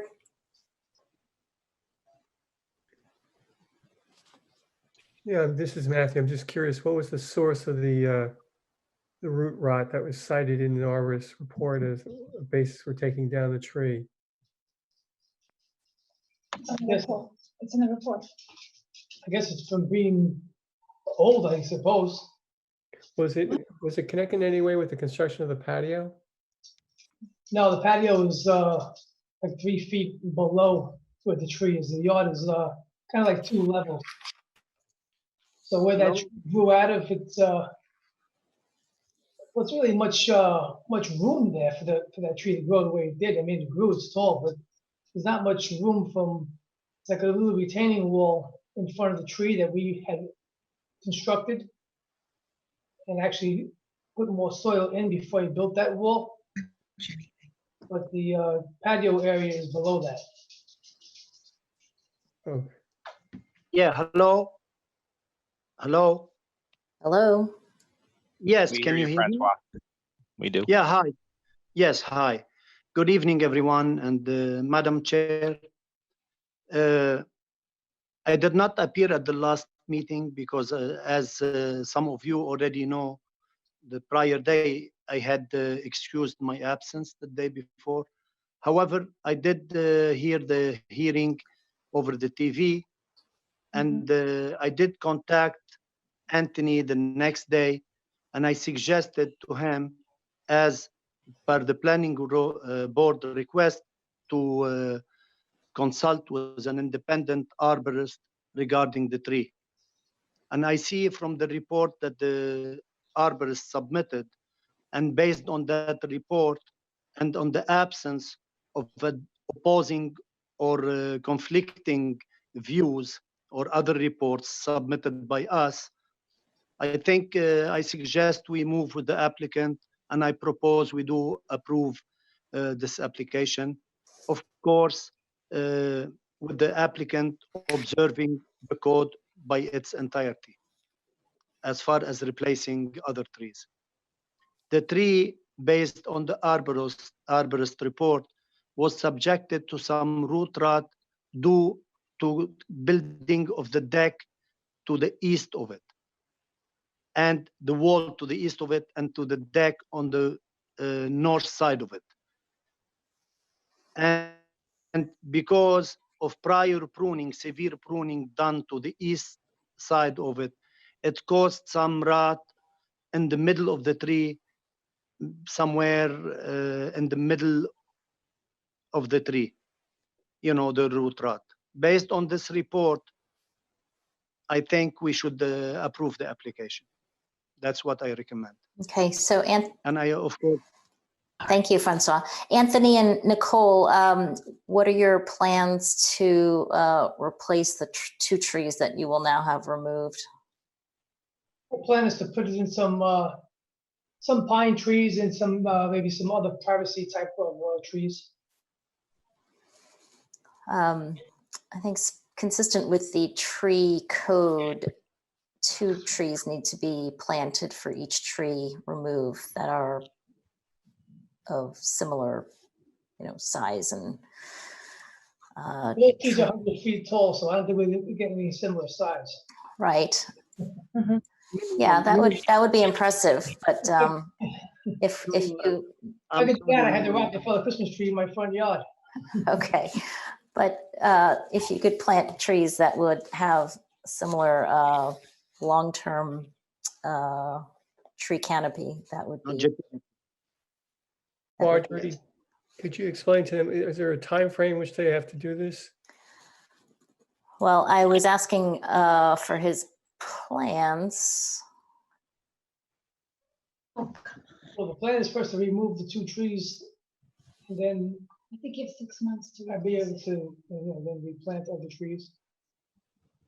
So you'll replant at least 4 trees in the next 6 months? Yeah, 6 months Yes, after they're correct. removed. But Madam Chair, Yes. yes. The code requests that they replace them with 4 trees, no smaller than 3 inches caliper. So, we do suggest that they, replace the trees with trees that are no less of 3 inches in caliper. 3 inches or 3 feet? No, 3 inches in caliper. I think depending on the species, this could be 6-7 feet high, or maybe a little bit larger. So like 3 inches in diameter, right? Is it? Yeah, caliper. It's called caliper, like DBH. Right. Gotcha. Okay. The sapling, but no less than 3 inches. Okay, thanks for that clarification. Thank you. So you're suggesting 3, but not less than 2? Yes, 3, but not less than 2. I mean, it depends on their budget. If they like to go a little bit bigger, that's desirable. However, it can get a little bit costly. Right. So, I mean, but no less than 3 inches. okay. Any other discussion?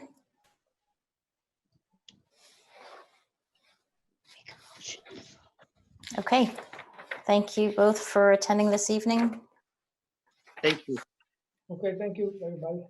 When will we receive the permit? Oh, how long before the permit is Issued. approved? Issue.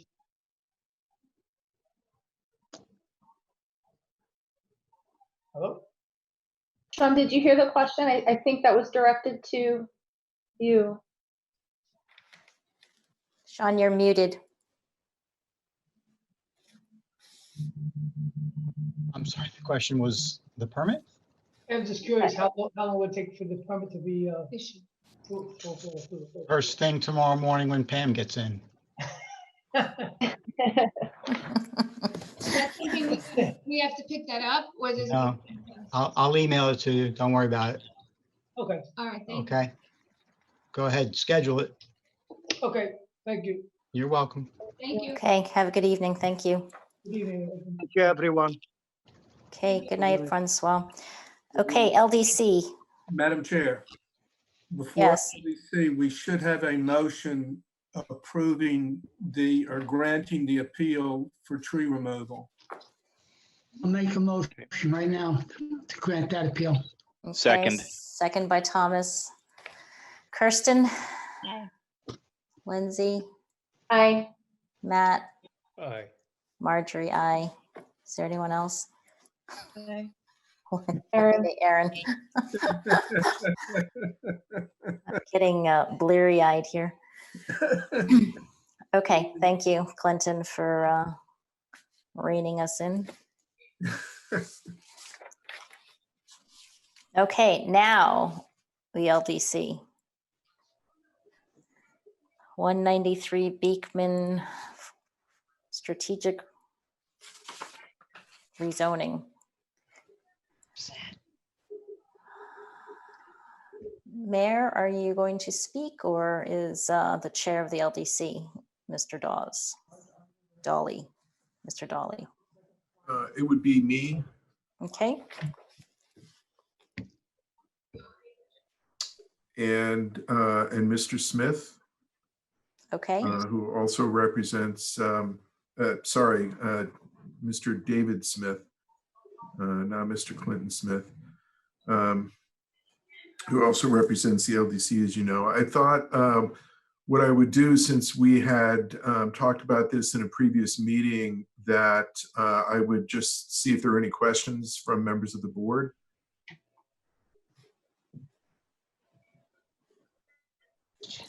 I don't have any questions, Mayor. Lindsay shaking her head no. I have no questions, Chairman. No. No, no questions. None here. Would you like to prepare any sort of formal response to the Board of Trustees, Chair? We had provided written comments half a year ago, December. So I think we're comfortable letting those comments stand. Fine. There was, just see, I believe, Madam Chair, that the correspondence that you've just referenced was dated January 20th. It was provided to the village board for their consideration when the village board was considering the adoption of the creation of the floating zone as part of the zoning zoning text and zoning map, or potential zoning map. So that was provided to the village board, and I think as part of prior to the village board adopting the zoning, they discussed a number of those comments, and they actually changed the zoning or modified the zoning to reflect several of the comments that were raised. Procedurally, the village board has closed the public hearing on the floating zone petition. And so the next step for them is to make a decision as to whether actually to land the floating zone on the UAW and the viaduct properties. Okay, so our comments were provided 4 months ago and noted by the trustees and incorporated into their plans. And so at this point, it gets handed back to the Board of Trustees to act upon, and the planning board's role will be, if there is an applicant that desires to develop the property at 193 Beekman, we'll have another opportunity to influence the development. Yes. Okay.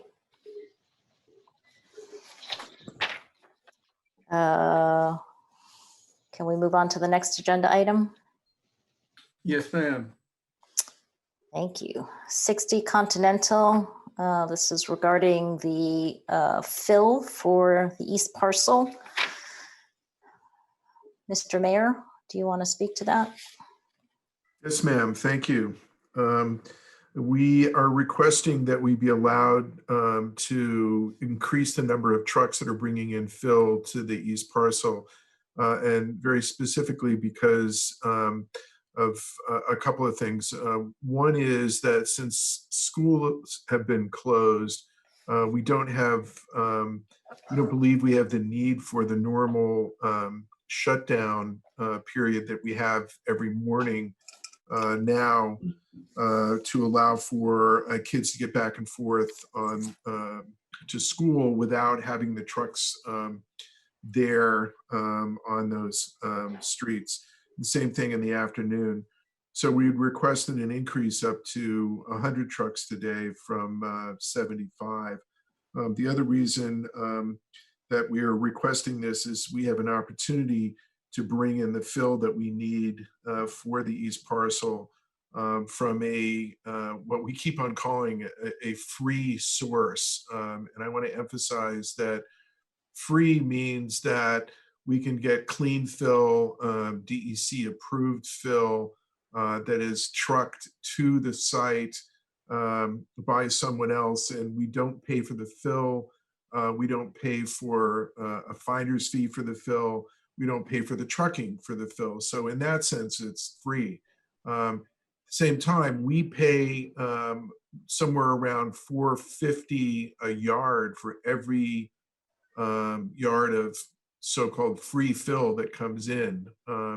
The restrictions on what we can bring in require us to be very, very diligent on testing and making sure we know what's coming in, where it came from, and then where it ends up on the site as well. And that cost runs us somewhere around $4.50 a yard. So there's no free lunch in this world, and there's no free fill either. So what we wanted to do was take advantage of the fact that we could get this other fill brought in now and not have to resort to purchasing it later, in which case our costs would go up or could go up dramatically.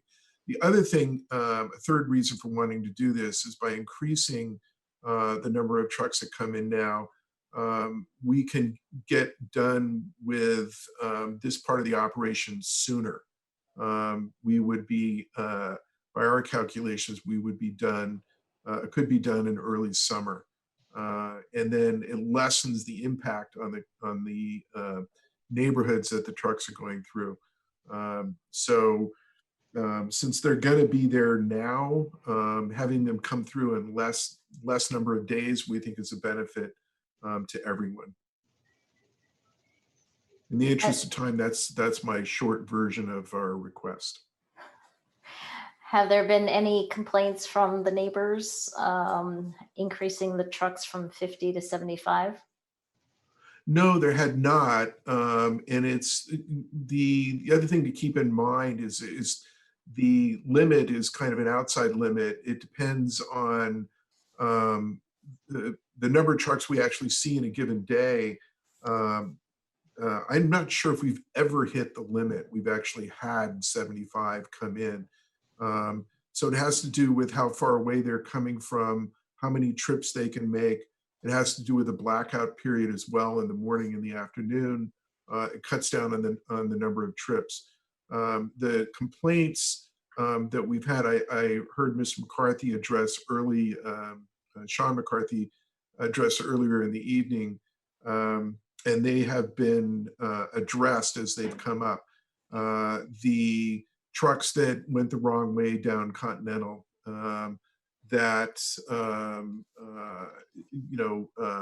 other issues with them, we have addressed all of those as they've gone along. One of the things we've also done is we're using trucks that don't have to go back down the wrong way on Continental. They can go around and come out on Howard. What we had required of all contractors working on the East Parcel was that if they come out on Continental Street and you have a large truck, like when they were bringing in pipes for the sewer and water main projects, there's no way they could come out without going back straight out to Pecanico down Clinton. So we required that they have flagmen at the top of the hill where the stop sign is on Continental, and then again on Pecanico itself. By moving to smaller trucks for the fill, it's eliminated that particular problem. So I think the contractors that we worked with have been very responsive when we do have a problem and have addressed it. And I would also remind the board that we have an extensive network of cameras on the site. We have a lot of equipment, including village equipment on the site, so it protects that. The camera system also extends up Continental. So when somebody does do something wrong on Continental, we actually have a record of that and we're able to address it. So that also has been really helpful in this process. I also meet on a regular basis. Well, I used to meet on a regular basis with Continental and Street. We call it the Continental Street Group, but it's really Continental and surrounding streets, to make sure that folks are aware of what's going on and where the progress is in the project, and also to hear what their concerns are. So I'm in regular communication with folks in the neighborhood. We just haven't continued those community meetings. Haven't yet adopted this format for those. Okay, any comments from planning board members? All right. Okay, I would just encourage the trucks to be respectful of pedestrians and cyclists on Pocantico, as well as Continental and the rest of their route. Okay, so do we have to move? Yeah, Madam Chair, while you don't have a formal resolution in front of you, the last time this issue came up, you did have a resolution, and essentially it reflected the letter request for the increase in truck trips, and it referred to conditions that were adopted by the planning board's February 22nd, 2018 site plan approval, and that they'll remain in full force and effect. So I think in summary, that would be the approval that the planning board would be providing. We could provide a resolution that reflects that, so that there were conditions, and those conditions will remain regardless of the number of trips. Okay, but we don't yet have the resolution. No, I can get it to you in short order. Okay, so can I get well, I guess we just have a motion to accept the increase and then expect the resolution to follow? Yes, in this case, you can entertain a motion to grant the amendment to 100, is it 100 truck trips? Yes, daily. 100 truck trips daily, subject to the same conditions as were set forth in the prior resolution. Okay. So moved. Can I get a second? Matt seconded. Yeah. Okay. Let's go around and take roll. Tom? Aye. Kirsten? Aye. Lindsay? Aye. Aaron? Aye. Ed? You're muted, but I will take that as an aye. Just nod. Aye. Okay, so granted, and we'll await the resolution from Mr. Dave Smith. Okay. Thank you, Madam Chair and members of the board. Have a good night. Have a good night. I'm going to go have dinner, so Okay. see ya. Enjoy. I'm in a meeting. Okay, next up is 30 Andrews.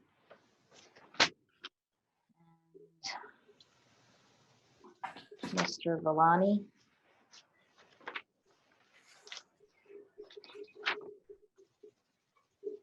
Okay. Hello. Hi there. Are you gonna go on video or just stay on audio? I'm sorry, I'm not so great. There we go. Good evening. How's everyone doing? Good. How are you? Good. Thank you for spending your time doing this for us over the computer. Appreciate it. Hope you're safe. Obviously, you're familiar with the project. 9 townhouses on 30 Andrews Lane, roughly 1,600 square feet apiece. I know you're familiar with the project, but I thought it necessary to come one more time prior to going to zoning and the town board, just to solidify the fact that the townhomes have changed slightly. Some of the significant changes that occurred was the height dropped down to 3 stories, which I thought made the buildings more aesthetically pleasing, as well as just pleasing the neighbors as far as bringing the height down a little bit. The units shifted just a little bit, staying at the general location of where the buildings are, but the buildings, instead of shifting each one, some of them are in line now, and the two end units are shifted forward. As well, the height, the size, the configuration. We did receive comments from David Smith as well as Sean McCarthy that I've started to address already on revisions on the plan. I just wanted to make sure that these configurations of the building, as well as the size change, because the units went from being roughly 17 and a half feet wide by 31 to about 15 foot 9 inches to 34 feet long.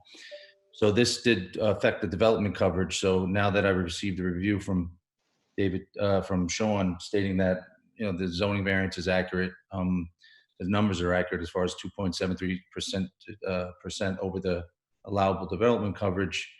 We can now, I already have the zoning board application ready to submit. I just wanted to get confirmation and any other comments that you, the board might have regarding the project, just so that the next revisions can be my last. Mr. Villani, I have a quick comment. Maybe you have a quick answer too, but regarding the heating energy source, I think there was a reference to gas meters. And so if the intention is to use natural gas, we're assuming you're aware that there's a current moratorium, yes, right, on those installations. And so, you know, hopefully you have a kind of a plan to address that with them. Well, there will be gas distribution, and thankfully enough, this project's been going on so long that prior to us submitting our first documents for approval, the future owner, who's actually closing next week, had a plumber fill out applications and get on the with the engineers of Con Edison to have this project fulfilled as part of a previous application. So he thought ahead on that one. Good move. Yeah. Along those lines, in prior discussions, of which we had many, we've brought up our interest as a village to have more sustainable energy solutions. So I recall that you had said that you would take a look at ground or air sourced heating and cooling. And have you given that consideration? Yes, we have. I've spoken to the owner, and he's open to solar. That's the reason why we've changed the roof line, and that's another significant change that happened to the buildings. Was the roof line is now more of a gable, so that if solar panels are to be installed, it's easier to install on the buildings. I don't know if it'll be a primary source, but it will be some source of energy. I've met with a couple of solar companies that are putting proposals together, but it hasn't been confirmed. We are going with gas distribution and regular electrical, so I have to see how that's going to convert with the solar. But we do plan on putting sort of sustainable energy in these units, as well as we talked about at some point putting units in the garages for hybrid cars and electrics, and we are in discussion to install all of that in the construction documents.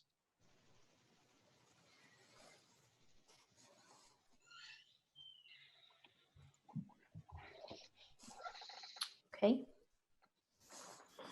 Hi, I had a few notes on the landscape plan. Sure. As it's currently written, the majority of the shrubs and grasses and ground cover are not native species, and there's great ecological benefit to have your baseline plants be native species, especially,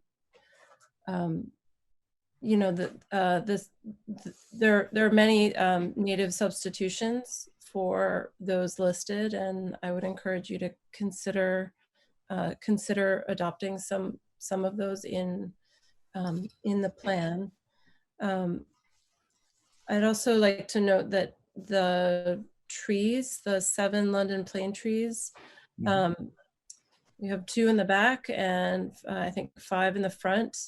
And also these large deciduous trees will contribute to the community forest of this downtown area.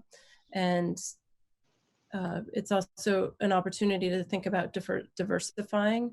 Perhaps the trees in the front are maintained as American sycamore or London plane tree. Perhaps you might consider having a different type of species in the back so that there's more variety. And also the Norway spruce is also a non-native, and there are many coniferous trees that are native to our region that would be a lovely addition to the property. No objection. I'll speak with the landscape architect and look into that. Okay, thank you. Not a problem. Okay, was there, sorry, go ahead. Yeah, I just had a few observations or questions and comments regarding more the design. And I do appreciate all of the previous comments that you've incorporated. And I think that it's evolving definitely in the right direction and has come a long way. And I appreciate that things have rotated and the facade of the ones closer to Andrew Lane are actually facing Andrews Lane. One thing I noticed that I was looking back, I think the last time we saw the plan, you kind of alluded to it now, that each townhome was slightly offset from the other. I don't think we ever actually saw an elevation of that. And I'm now noticing with the shift that you've done in the plan, along with the roof that you've added for the front porches, it kind of unifies the whole mass. So it's reading as one big block building instead of reading those vertical separations of the townhomes. So if there's any way to kind of get back to the rhythm of the townhome and the scale of that in your design, I think that would be helpful instead of how it's currently reading a little bit like a big block volume wise. Okay. So that was one comment. Also, in terms of you did say, I do think the floor plan's improved, and even though you've kind of lost a floor plan, or has it lost a level, I think the bedroom levels make more sense. I just am curious what's happening at that attic. I presume it's an attic of some sort. Yeah, Other it's spaces you have. just for storage, and we'll have mechanical units there. There's going to be central air, hydro air, so hot air and cold air. So we'll be putting the units up there as well as storage. The first floor obviously has a kitchen and a powder room and a living area. Once the second floor is 2 bedrooms and 2 bathrooms, and it doesn't know that the attic's meant for just storage for each unit. Okay. One last comment. I just concurred with, I think Sean mentioned in his memo about the paths for the buildings along Andrews Lane, that those sidewalks be continued straight out to the main sidewalk instead of to that secondary. I just sent an email to Sean. I made those changes already. Okay, great. On the site plan. I think there was also a mention, maybe accidentally, of a basement. I just want to clarify that.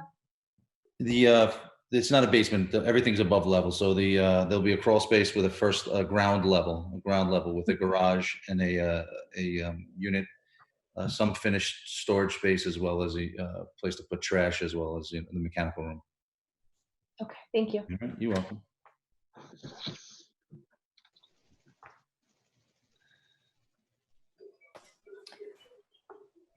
I have a question, if it's possible. I just, at this point, I think it's safe to say that I can, Sean, I would imagine I can go for zoning and town board approval at this point.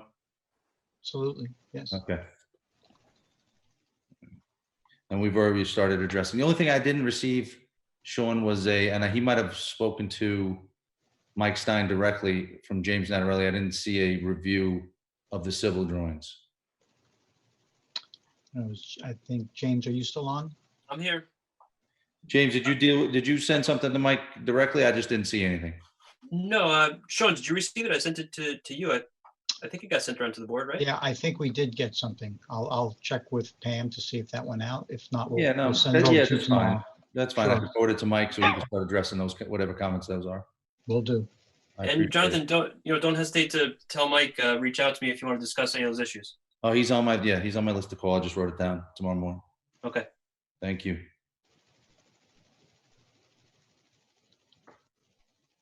And David, I think that I had the privilege of listening to your work session. Is it possible to go to a public hearing without the zoning in the town board? Do we have to get the zoning and town board first prior to public hearing, or what do you think? Procedurally, you want to have the your variance in place, or at least in hand, before you go to the before you start the public hearing. Okay.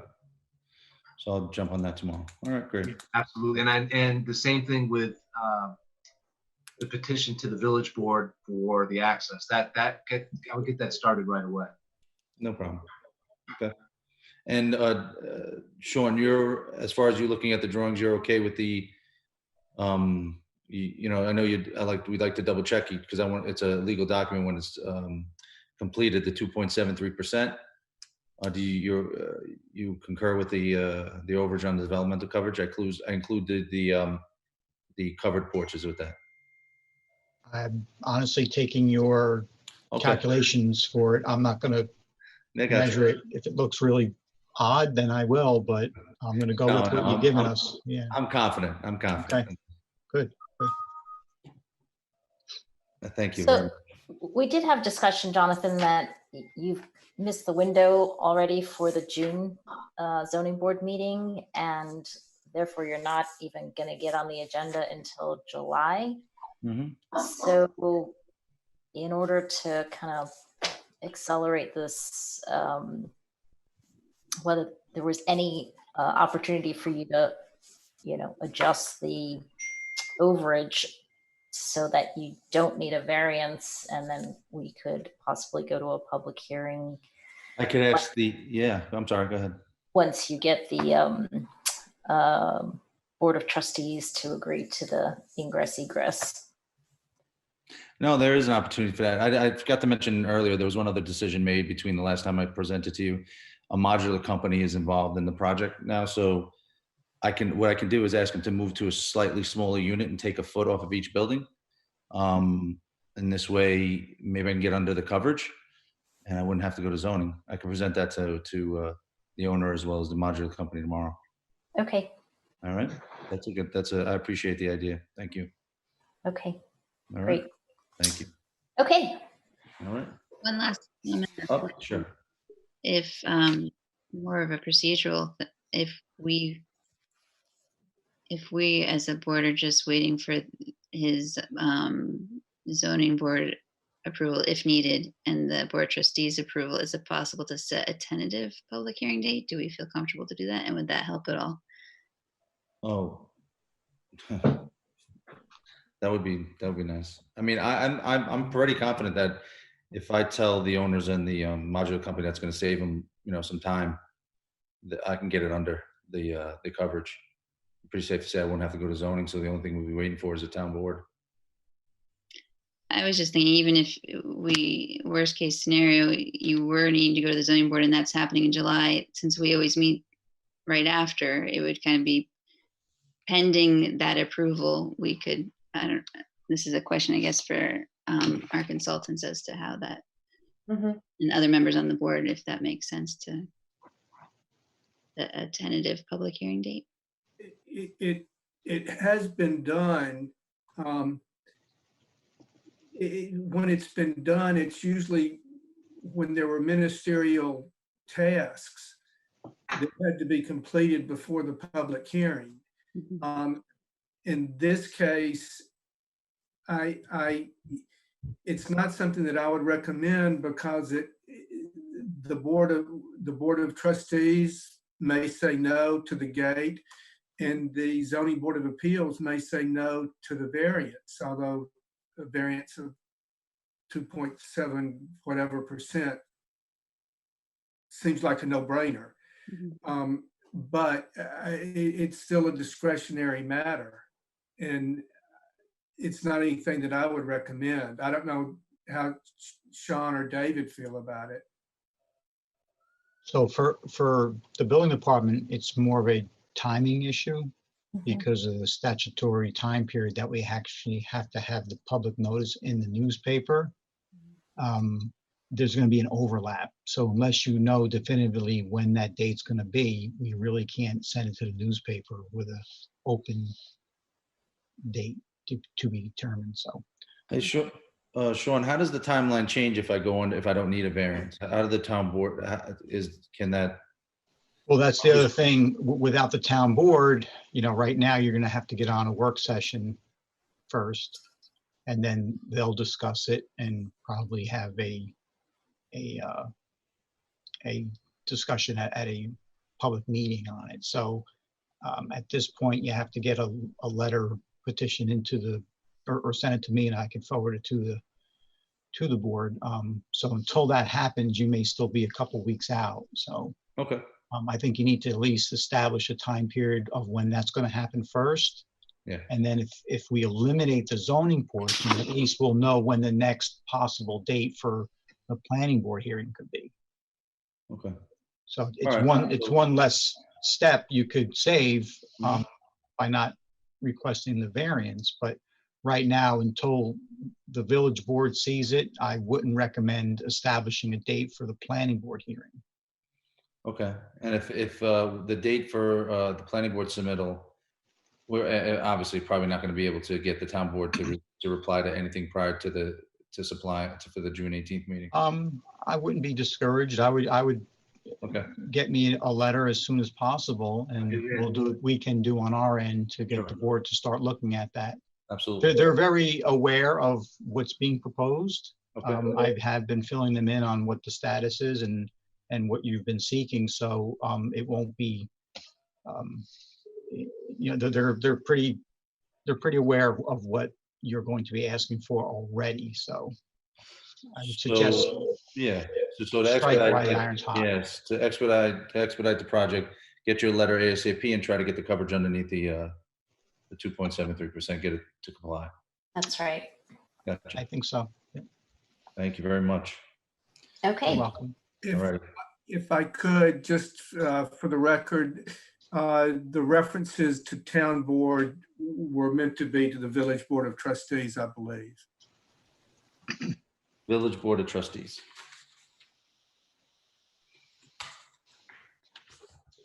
Okay. Thank you very much. Hey, good luck. I'll be in touch. I'll be in Great. touch tomorrow, Sean. Thank you. Thank you. Okay. Have a good night. Have a good night. Okay. Last Rock of Salvation.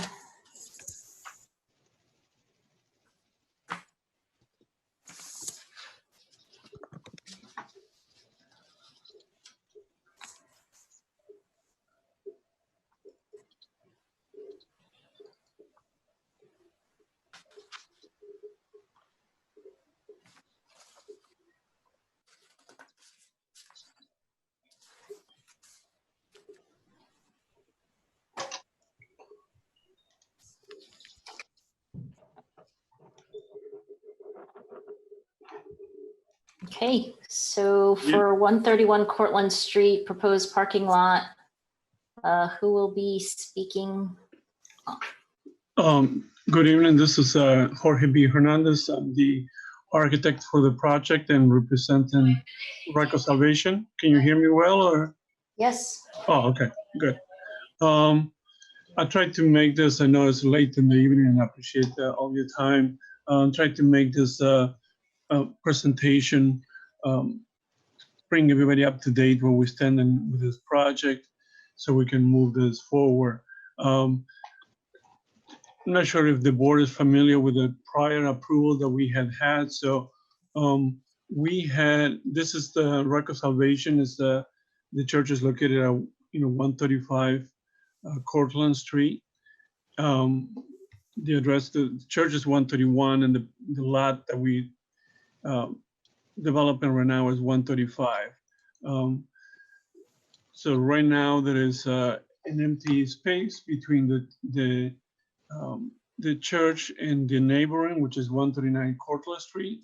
If we go back in the history of this project, a couple of aerial views that kind of illustrate what went on in this project. There used to be a building on this lot that we are now developing. And through the years, this building was demolished, and the intention was to build a parking lot to annex to the church, to be used by the church.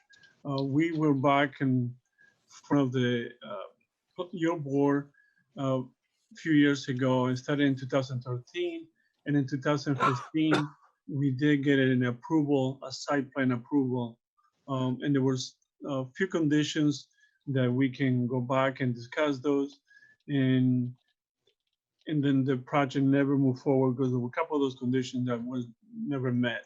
So now we're back in front of the board with similar or same project that was approved before, with the same parking scheme, and there will be an easement with the neighbor. And there is also a gate that part of the less approval, this gate was not approved, was not part of the approval. So this is the plans that we submitted.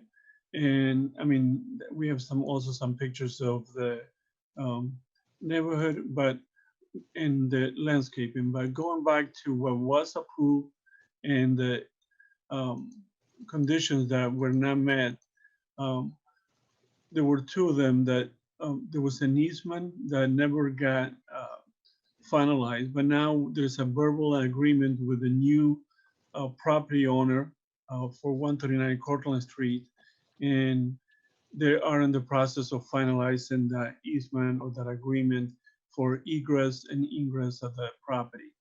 And also there was an issue with the gate.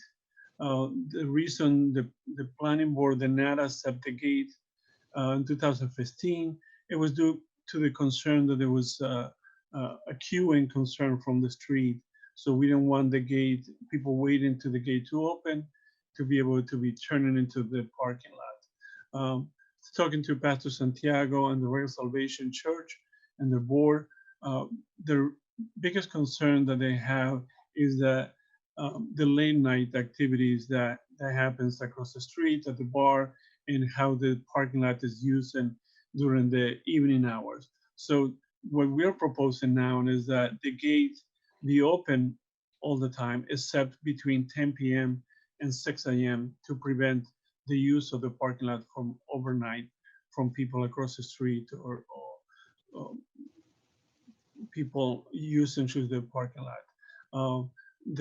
The occupants or the tenants to 139 Cortlandt Street, that they will have access to the property for egress, they will have a key or automatic opener that will allow them to get in and out if they need to use that gate between.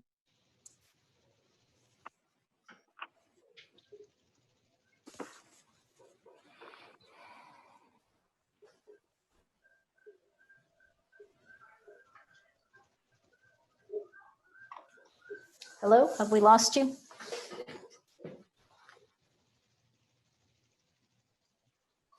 Lost his audio. Yeah. Yeah. Mr. Hernandez, I'm afraid we don't hear you right now.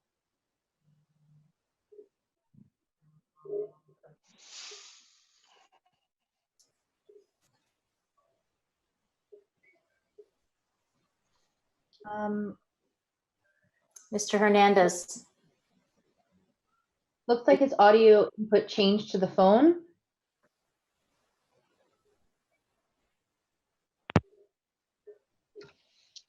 Oh, in the chat. we can't hear you, Mr. Hernandez.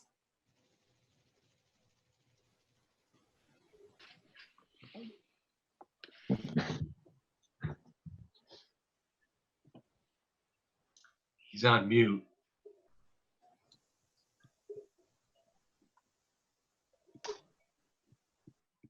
Unfortunately, it's still not working, Mr. Hernandez. Can you hear me now? Yes, that's better. Okay. Do you want me to go through the whole presentation again, or I'm not sure which No, part? not the whole thing. No.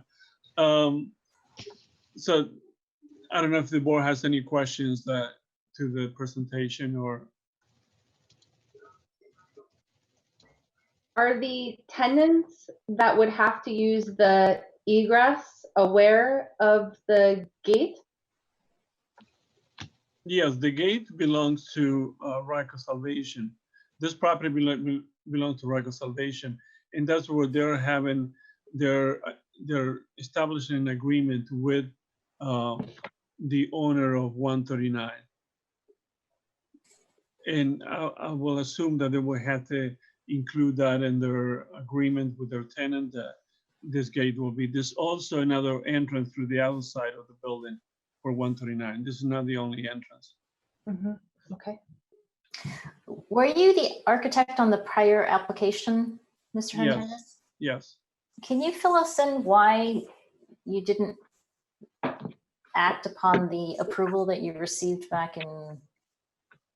Well, there was an issue with the gate because it's something that the Ryko Salvation does feel strong about it. And two, there was an agreement was never reached with the prior owner of this property.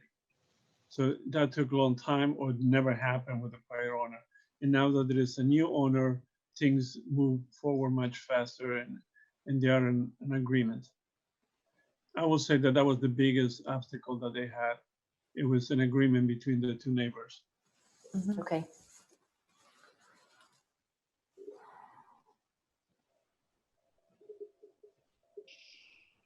Okay. Hello. I have one question. So while so your plan increases the hardscape on the property, so the majority of the property is now impervious surface. I see the plan for a landscaped area in the upper left.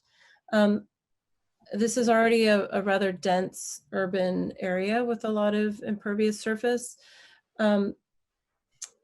Is there a way that you could address the heat island effect that this increased pavement will create in the area? Well,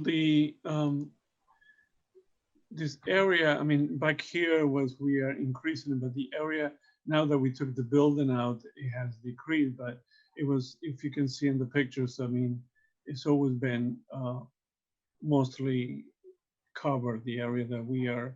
I mean, the only other thing we can do is create a different payment that will decrease some of the increase some of the infiltration.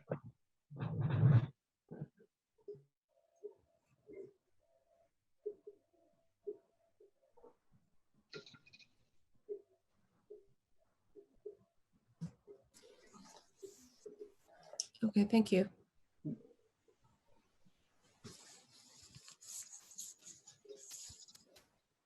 So the proposal to keep the gate closed only between the hours of 10 p.m. and 6 a.m., that would be 7 days a week, year-round. Yes. And the church parking lot presumably would be used mostly during church services on whenever, Saturday or Sunday. Yes. We can provide the schedule for the church services, but yeah, that's the idea. But mostly happens on Sundays is when they're usually the most. And I believe it's a couple nights during the week, but I can get you the schedule too.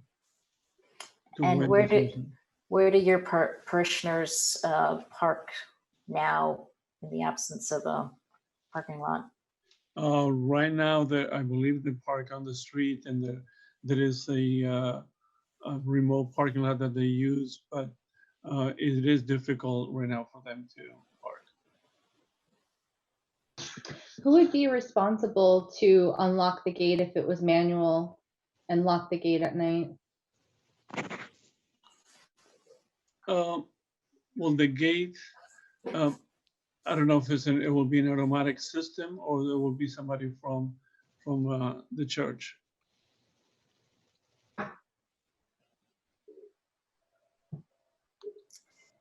And were there specific incidents with the establishment across the street that caused the concern? Yes, and I believe that Pastor Santiago, when we are and presenting this to the planning board officially, he will speak to that. But I know there is a concern, a strong concern about that, the utilization of the parking lot by bar patrons, and during the evening. Okay.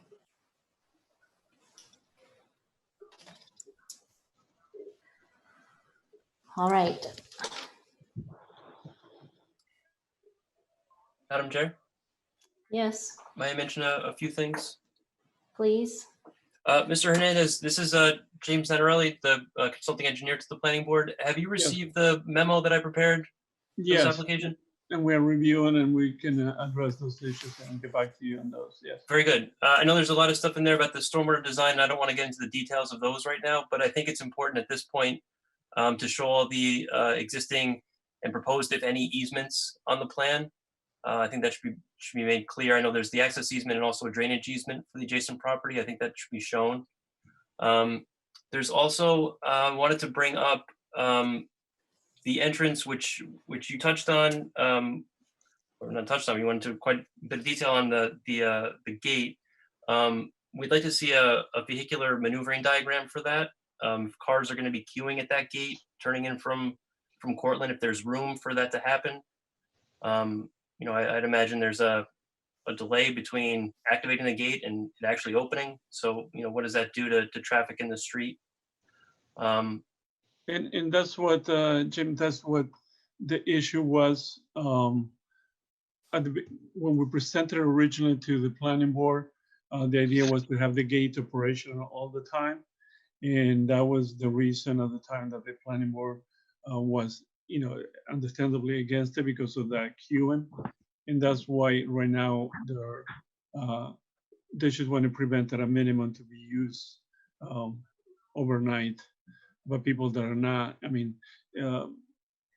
people from 139 Cortland, the tenants should be able to use it. And at that time of night, hopefully it's not going to be that much of traffic and queuing, but we will show those maneuvering, yes. Okay, thank you. Okay. So our next planning board meeting is on June 18th. Okay. Should we go to a public hearing at that point? I would, I think there's still some question of the easement. I know that Mr. Hernandez said it's an oral agreement. Well, they're working right now on, they have a verbal agreement. They have the attorneys are working on and finalizing the agreement. So, my view would be that it would be too early to schedule a public hearing without that agreement being in place. So how quickly does an easement typically take to get instituted? It depends who's doing it. According to Mr. Hernandez, with the prior owner, it took years and years and years and never got done. Mm-hmm. With this owner, it's taken less than a year. So it's just a matter of when they will agree. Do they, I don't know how long it takes legally to finalize an easement, but if there is something in writing from both property owners, can at least remove the public hearing, so both attest to the fact that there is an agreement and they're working on getting the legalization of the easement. You have the problem that here the responsibility would presumably be on the church. But if the board proceeds to adopt your proposal before there is a formal easement that's written, signed, and recorded, then the church can simply turn its back on the neighbor and reject the agreement. What my concern will be that going through the planning board process, that we will have something that will affect that easement, and then it will be back to, I just want to make sure that we don't get, that we do both consequent, at the same time, and not that we do one and then whatever we do with the planning board affects the easement or vice versa. I don't know if that makes sense. Yeah, but I think there are plenty of ways to draft an easement that would accommodate or would allow some variation by a planning board. And if not, you would need to go back. If I don't know what the board might impose, what condition the board might impose that would conflict with the easement. But if the board did impose something that conflicted with the easement, you'd just have to go back to the other party. Okay. I will speak with Pastor Santiago and the Rock of Salvation Board, and I will see how fast or when this agreement is being drafted. I know that there was communication, and I know that they have an agreement. I'm not sure how close or how far are to have everything, and as a legal contract. Fine. That's my view. David and Sean, do you agree or disagree? I agree. Yeah, no, and in the again, in the prior approval, it said prior to the issuance of a building permit, documentation sufficient in form and substance for filing with the Westchester County Clerk, satisfactory to the village attorney regarding the recording of an access and drainage easement on 135 Cortlandt Street for the benefit of 139. So, it will most likely be a condition of any subsequent approval. So, have some agreement that, at least in writing, that the village planning board can consider. Agreed. So, will it make sense for, and then it's late in the night, so not everybody, we can keep going over this. Will it make sense to have their attorney reach out to Mr. Smith or reach out to the village and present what agreement it is they have in place, so we can make a determination when this can move forward? Because the same condition is going to be put on the approval like it was the last time, that no building permit will be issued unless the agreement is signed. Well, that may be a condition, and certainly it would be a condition if you were just waiting to get something signed. Here you say that there's an oral agreement, but we don't know how the other side feels about it. Oh, I'm not, right. I'm not questioning that. It's been communicated as a verbal agreement. We need to demonstrate what that agreement is. Yeah. Well, you know what they say about verbal agreements, right? Only as good as the paper they're printed on. So let's. Okay. Okay, so it sounds like we're not quite ready for a public hearing, and we'll get updated from Rock of Salvation. You'll continue to work through the building department, and we'll do everything to, facilitate you getting back to the planning board sooner rather than later. Okay. Okay. Thank you. And I keep forgetting this every planning board meeting, but I want to encourage everyone to respond to the census if they haven't. And it's a particular problem in the inner village of. So if you could pass along to your pastor and, the pastor and his parishioners to remind them to respond to the 2020 census, that would be appreciated. Okay, All right, we'll see you soon, hopefully. thank you. Have a good night. Good night. Good night. Okay. Last is approval of the minutes of the last meeting, which were April 16th, 2020. Has everyone provided their comments to Pam? Yes, ma'am. Yeah, Excellent. nothing new from me. Okay. Can I get a motion to approve the minutes? I move to approve the minutes from April. Can I get a second? I second. Lindsay seconds, Tom moved. Going around, Kirsten? Matthew? Aaron? Ed? That looked like an aye to me. Yeah, it was an aye. And I vote aye. So with that, I move to close the meeting, adjourn the meeting, say goodnight. Can I get a second? Kirsten seconds. All in favor? Raise your Aye. hand. Everyone's raised their hand. Excellent. Have a good night. Have a good Memorial Day weekend. Continue to stay strong and healthy, and hopefully we're back in Village Hall next month. Okay. Agreed with that, yes. Thank you, Thanks, everybody. everyone. Great job. Yeah. Thanks for hosting, Sean. Sure, Good night. thank you. Job. Not all- Thank you. Thanks. Good night. Bye.